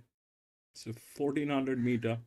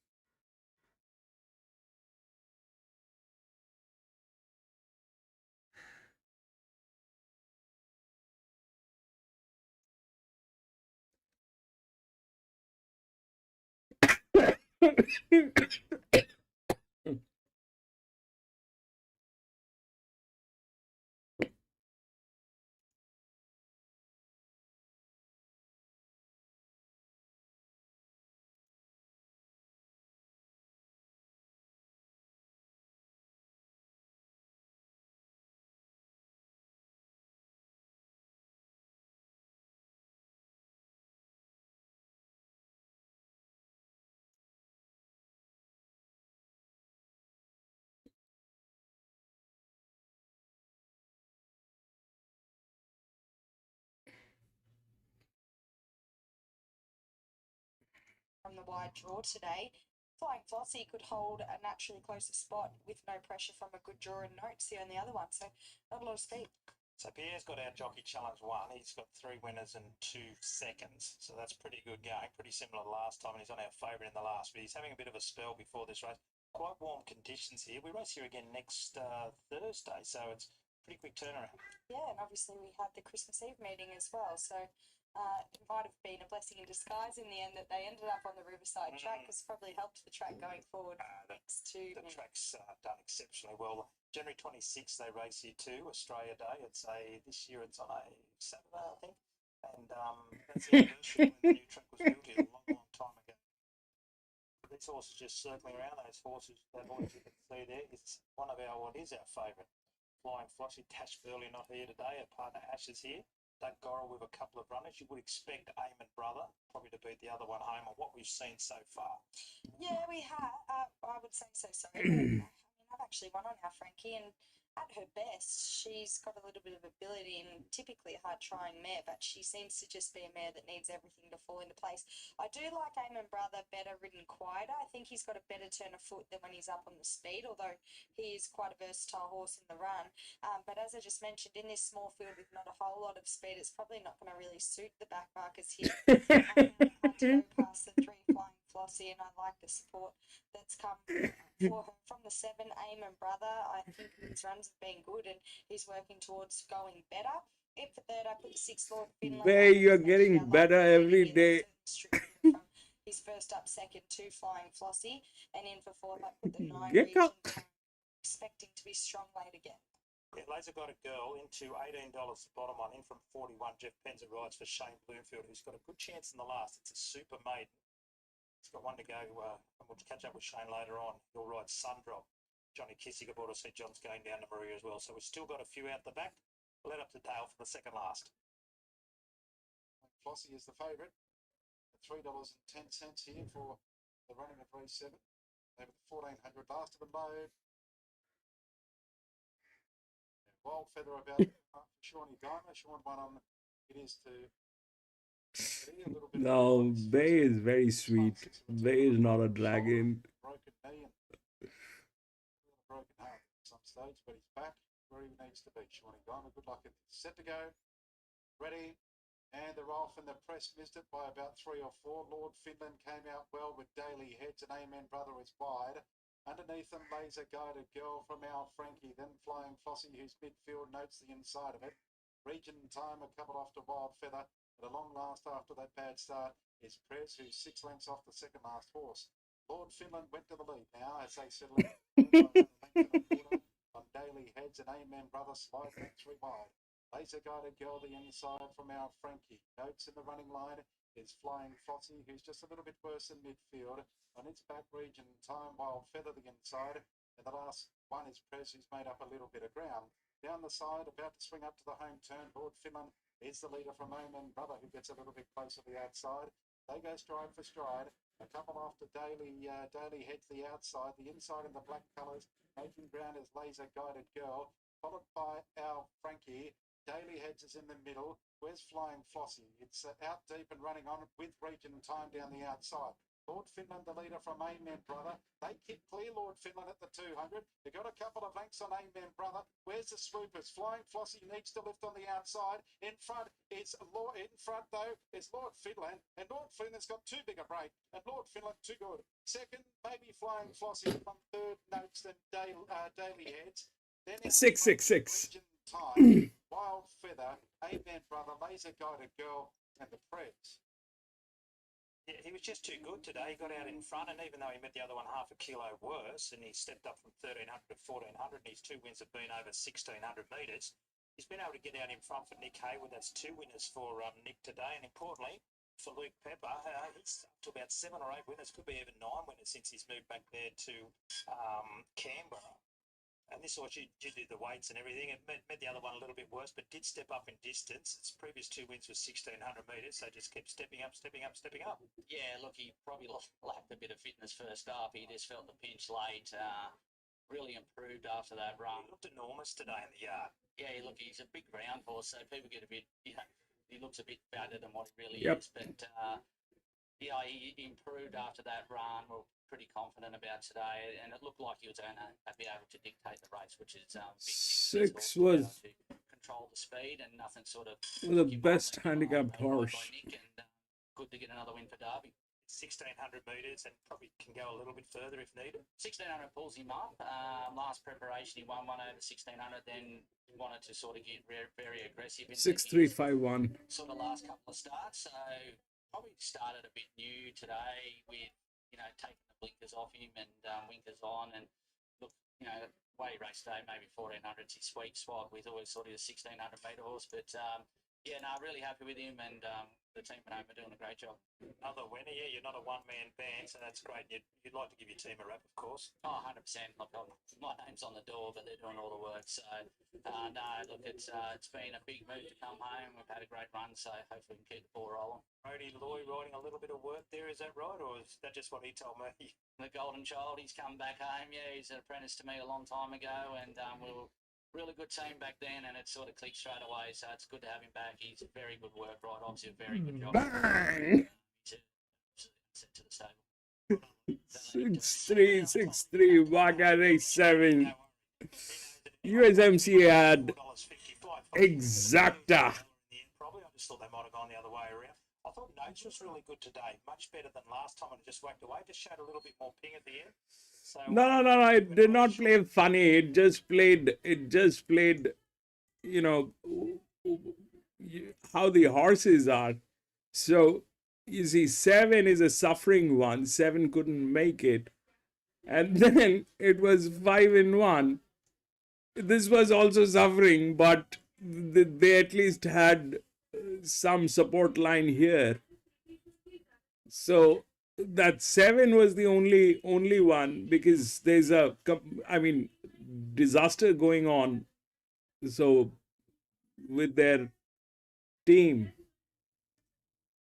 Other than that, it's there.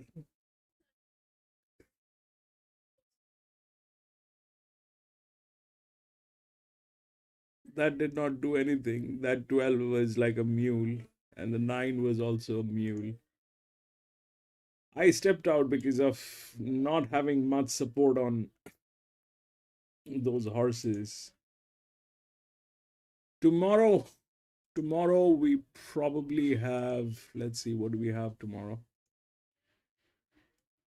Geelong, Randwick, I think Randwick, either Randwick or Kembla. I don't want to race Kembla. I would rather race Randwick.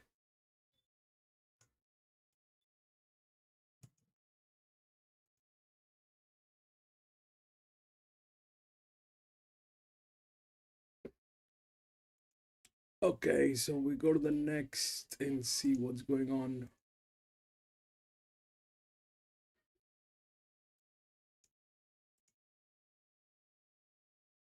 Race 8. Man, there's huge scratching. 1, 2, 4, 5.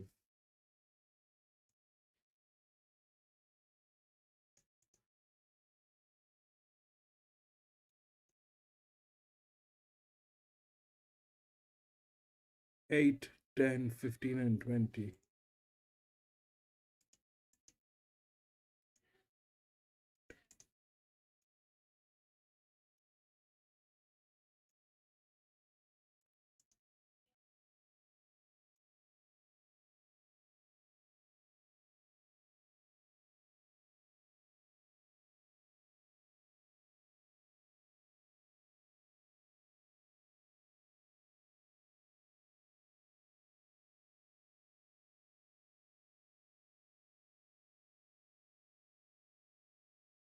Yeah, tomorrow night, Randwick, I guess. We'll see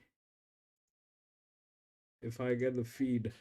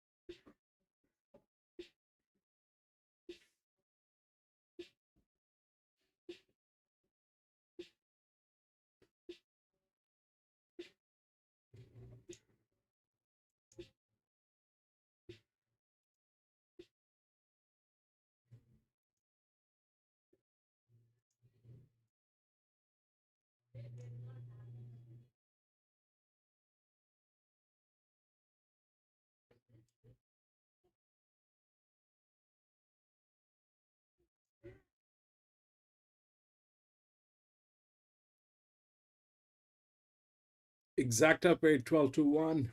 Brilliant. Brilliant.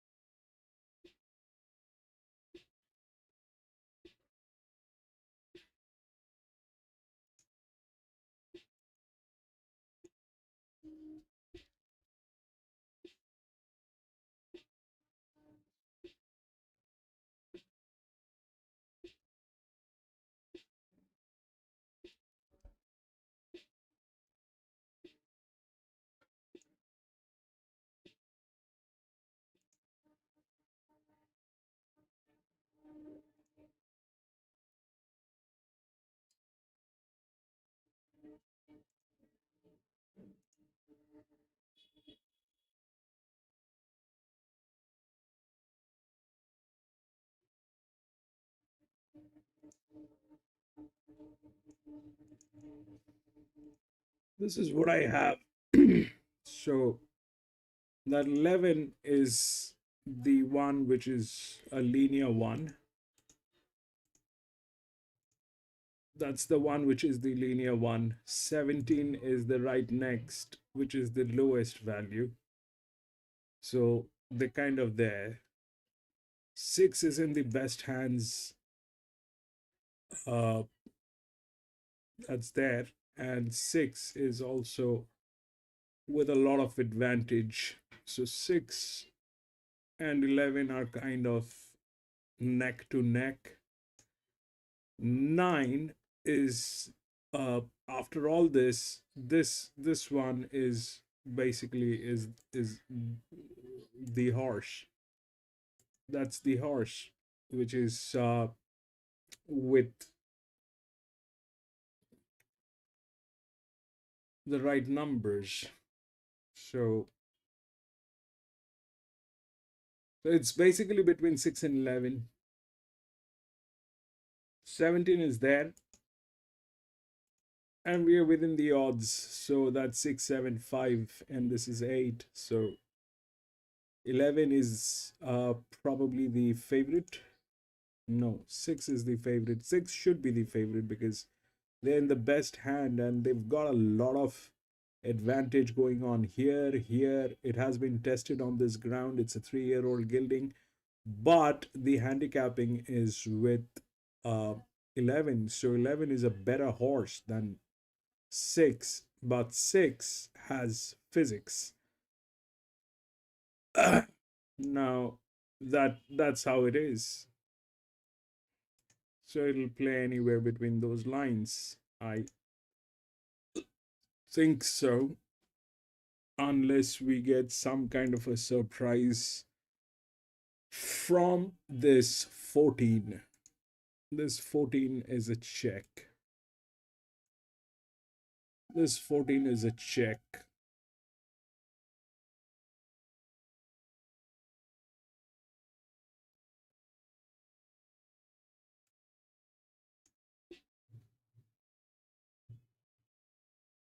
That's also within the rails. It's very well placed, but the stuff is between these two.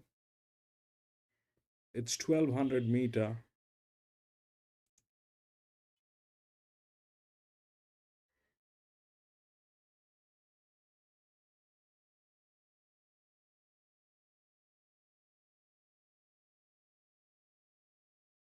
Looks like 6 will win.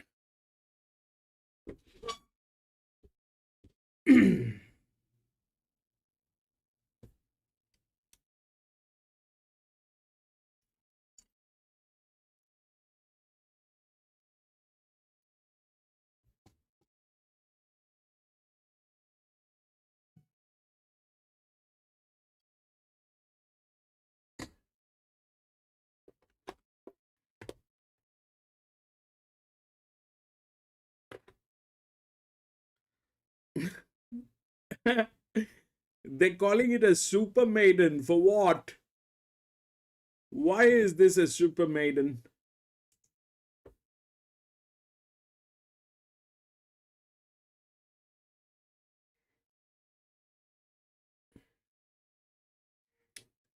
This 14 and 9 probably is about the same horse. 14 has better advantage because this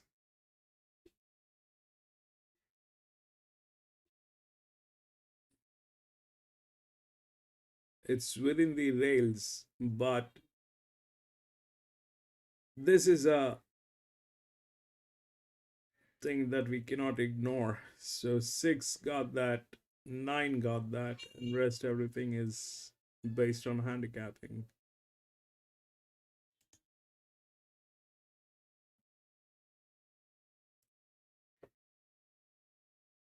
Next meeting, of course, here at Port is the Queen of the North, which is always set to be a big day. That's in 3 weeks' time. So that's the next time that we will be here at Port Macquarie. But all in all, the track's played well, considering 60 mil of rain, heavy 8, soft 6.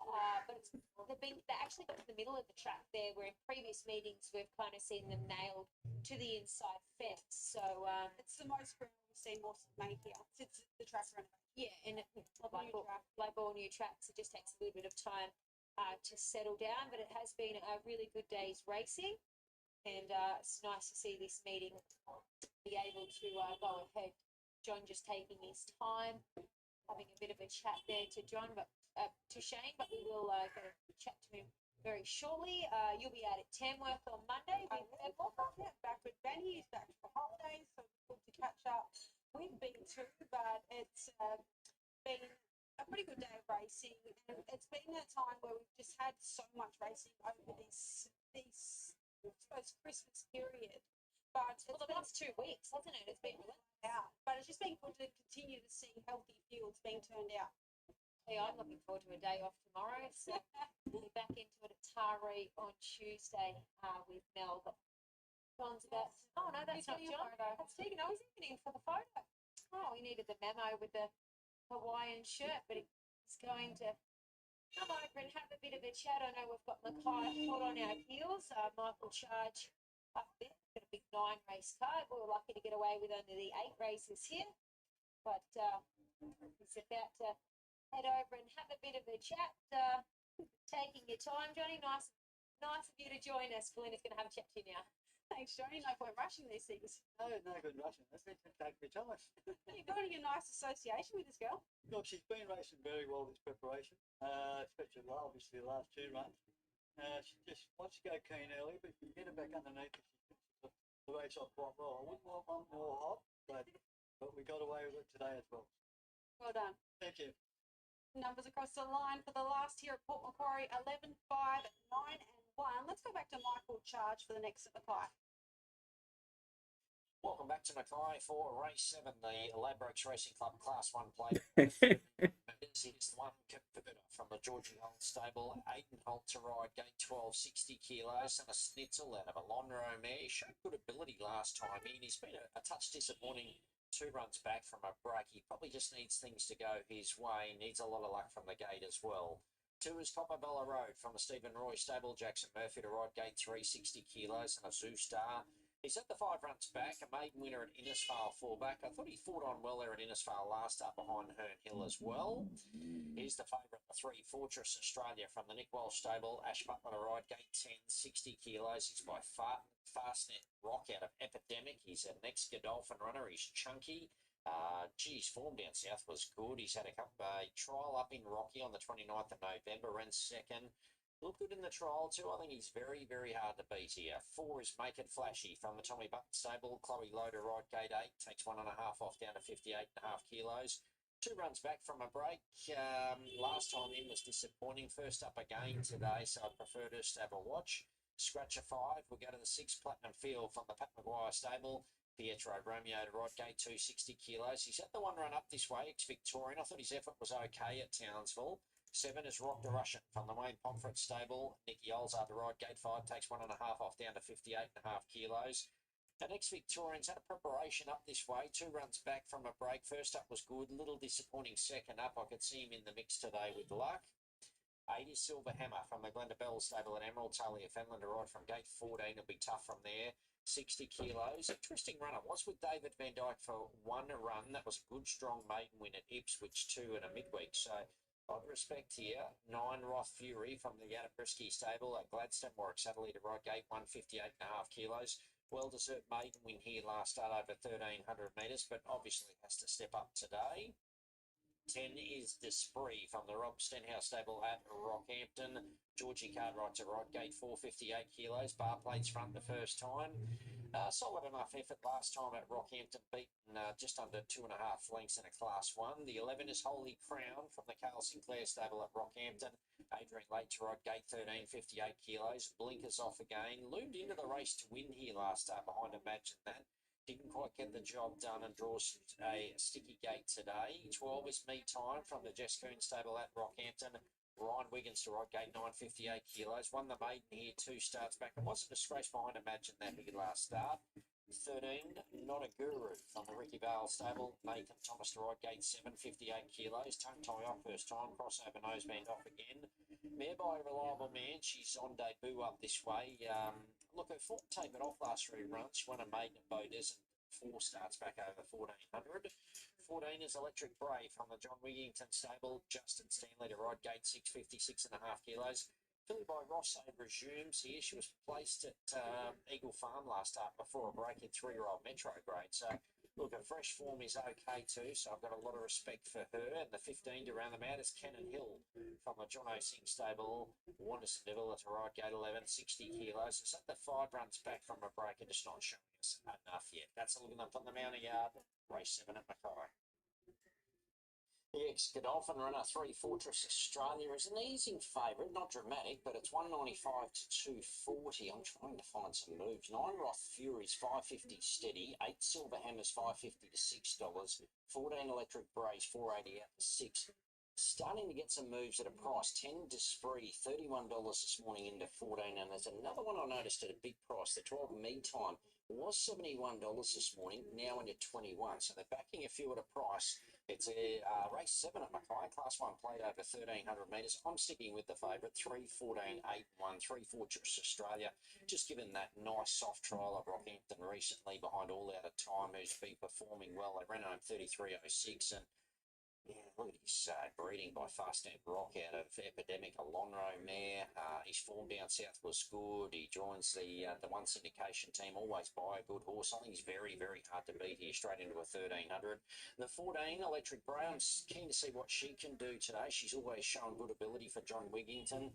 The 8 is Silver Hammer. Gee, that Ipswich maiden win was very good late November, so just draws a horrible gate today. And the 1 Converter, I know he's about 100 to 1, but I'll tell you what, if the luck goes his way and he gets things to suit, don't be surprised if he runs a race at a big price. He's into 81. So 3, 14, 8 and 1 my numbers. Favourite is the 3 Fortress Australia, 195 to 220. Got out to 240, back into 225. 8 Silver Hammer, 550, got out to 7, back to 6. 9 Roth Furies, 550 to $6. 14 Electric Brace, 480 out to 6. And the move at those priced runners, 10 Desprez, $31 today into 14. And Meantime continues to trim up this runner. The 12, Ryan Wiggins aboard, $71 this morning, 31, 26, 23, 21, now $19, about the 12 Meantime. So there's one at a price that they're happy to put some money on. Meantime, who did win its maiden here 2 starts back and wasn't disgraced last start behind Imagine That. Things probably didn't quite pan out. So interesting move though, isn't it? From $71 now into $18. So continuing to trim up. It could be a little bit of the Ryan Wiggins factor, but favourite back into 215, the 3 Fortress Australia. Here's Russell for the 7th at Mackay. Yeah. Somewhere late at the start.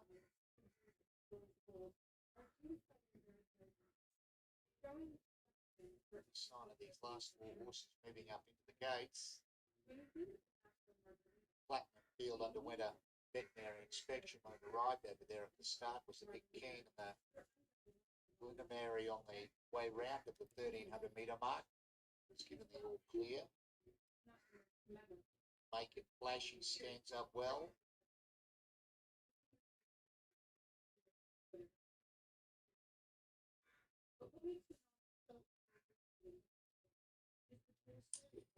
Now we have got a issue with one of the starting gates, I believe, is the holding pattern here. One of the gates, of course, we're starting 14 here, which is maximum, but there is an issue with one of the gates, but they're reloading the favourite now. So hopefully A is okay there, because I'm not sure if it was the favourite's gate who's drawn in 10, but looks like they're reloading those runners back up now. So favourite 215, 3 Fortress Australia, but there is that continued move. They changed the gate. Into 17. They changed the gate on the favourite at Mackay. Holy Crown goes in. Silver Hammer takes up its position, and now we're right. Red light on. Set. Racing. Fortress Australia come away about midfield. Copperbella Road fast away, but there's the favourite mustering speed now going up looking for the lead. Fortress Australia just in front. Holy Crown going to second. Caught wide on the track is Converter, so that jockey's pressing on her. Copperbella Road is in the Headley colours for defence. One away then to Platinum Field. It's been covered up by Desprez. Silver Hammers on a three-wide run. 2 lengths of the back to Rock Furies. Over on the inside of Rock to Russian. 2 lengths of the back to Water Guru. One caught out a bit deep on the track. It's further back in the field. Out wide on the track there. It is Electric Brave. Getting a long way back out of its ground now. Back to second last, Cannon Hill. Last of all is Make It Flashy. They make tracks towards the corner, 450 to go. The favourites on top. Fortress Australia by a length. Going to second is Silver Hammer, but it's in a wide run. Third is Holy Crown. Further back in the field, Converter. To the outside, Electric Brave, then Desprez. Fortress Australia in front. A length and a half clear. Holy Crown. Silver Hammer. Fortress Australia just in front. Holy Crown trying hard the outside. Holy Crown went to Fortress Australia. Grabbed it a bit. 11. Fortress Australia. Rob Fury close to late. The race third. Desprez. Electric Brave. Meantime. Not a Guru. Silver Hammer. The next one in was Platinum Field. Then came Make It Flashy. Cannon Hill pulled up pretty quickly after going past the post. So did Rock to Russian. Copperbella Road, Converter. Oh, I can break your heart, Mackay. 11 Holy Crown over the top. Loomed last start. Couldn't go on with the job, but did today and has run down the favourite, Fortress Australia, who looked the winner, but Holy Crown, very good on her day, and she's got there. 11 beats 3. 9 will run third. That is Roth Fury, and I think you'll find the 10 Desprez has run 4. So 11, 3, 9 and 10. Well done to Carl Sinclair. Adrian laid aboard from the Whitegate. Holy Crown has launched and got there to deny the favourite and take out race 7 at Mackay. Let's head straight to Graham White and Kayla Nisbet for the lucky last race 8 at Wagga. Runs through the parade for the last race here. What we've got a shorty under the hood, but he looks hard to beat. He does. Look, it is a super maiden that fell away. I thought a little bit after scratchings this morning, but it looks to be a 2-horse race that the market goes, but he does look off. Ain't Danger Sun Drop, you think? I do think so. Well, they've had a good day out up here. Look, it's 3. He'll win our jockey challenge. Our quaddy's not going to pay much, but he's on our favourite under the hood. It's nice. Yeah, we saw that, but you did well, Devil Dog. That was not bad. That was not bad. You had almost all the numbers, but it was a bad luck. They changed the gates on that favorite. So in Australia, they have the gates as a part of handicapping. Changing the gate is a disaster. 6 under the hood. How's he look, Taylor? First up, trial was good. He looks terrific. He's very fit and he's nice and relaxed alongside the pony here. He's always 6 getting tailed. well, but his trials this time around, he seems to be a little bit more experienced and putting it all together a bit better.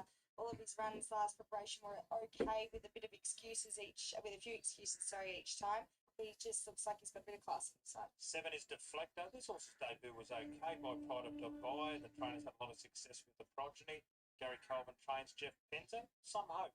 Yeah, I didn't know what to expect of her on debut just because she'd won a 2-horse trial, so it was really hard to get a gauge. But her run was really good. She looks terrific, actually. She's probably one of the better looking horses here, I'd say. So she'll need a bit of luck from a wide draw, but she's definitely not out.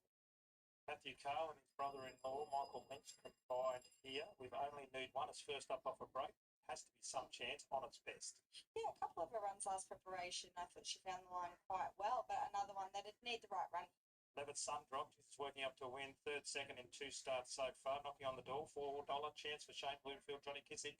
Yeah, she's been going really well. Her first start was in a heavy 10, and then the next start she was wide up on the speed, and both times she just keeps trying. I mean, last start she ran 3rd behind Bidra Time, and we saw him come out and win again before.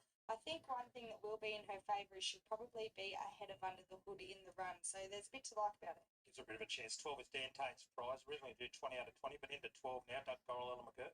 She stuck on okay off the back of a tough run first start, but she draws to get another tough run.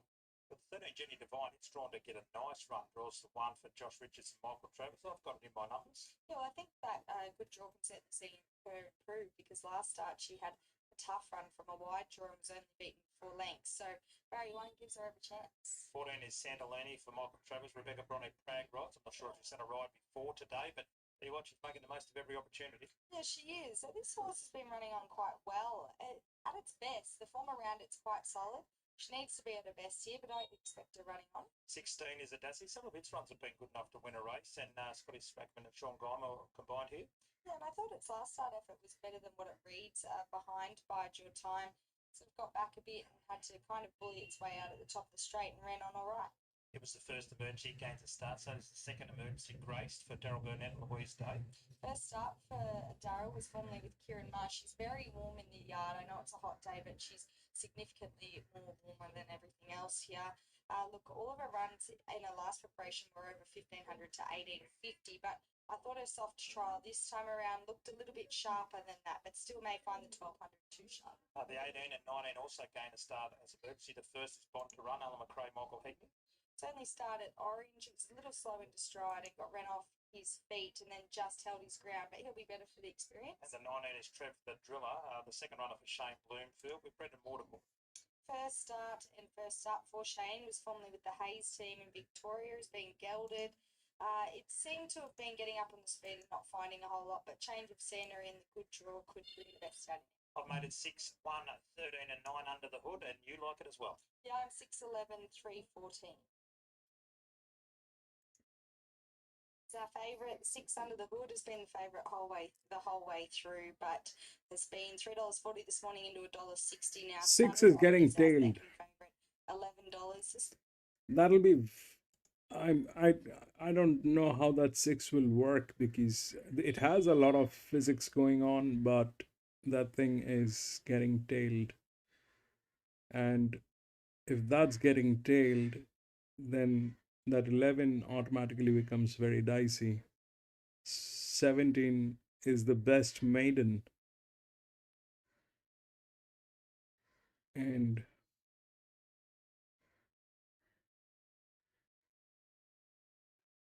this becomes a break. This becomes a, it becomes very fragile the moment one of those horses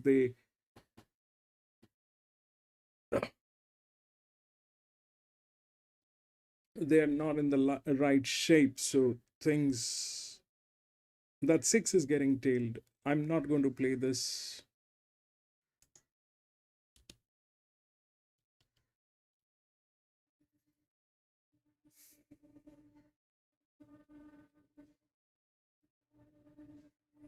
Even the 3 is getting tailed. This is a maiden, and that's a problem. That 3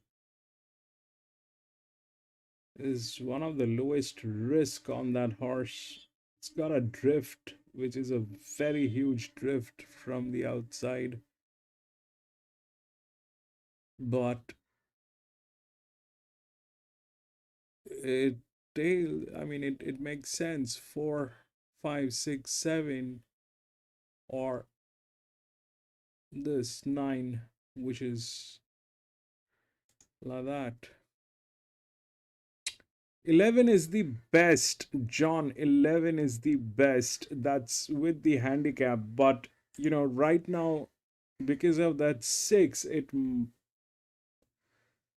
if that was not exactly the neighboring gate, maybe.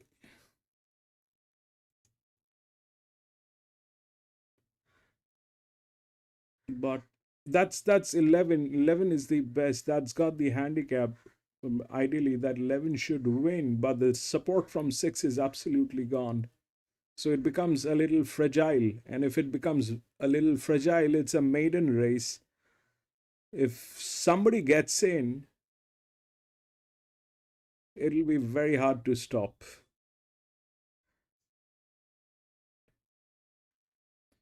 We'll see how it works. I'm out.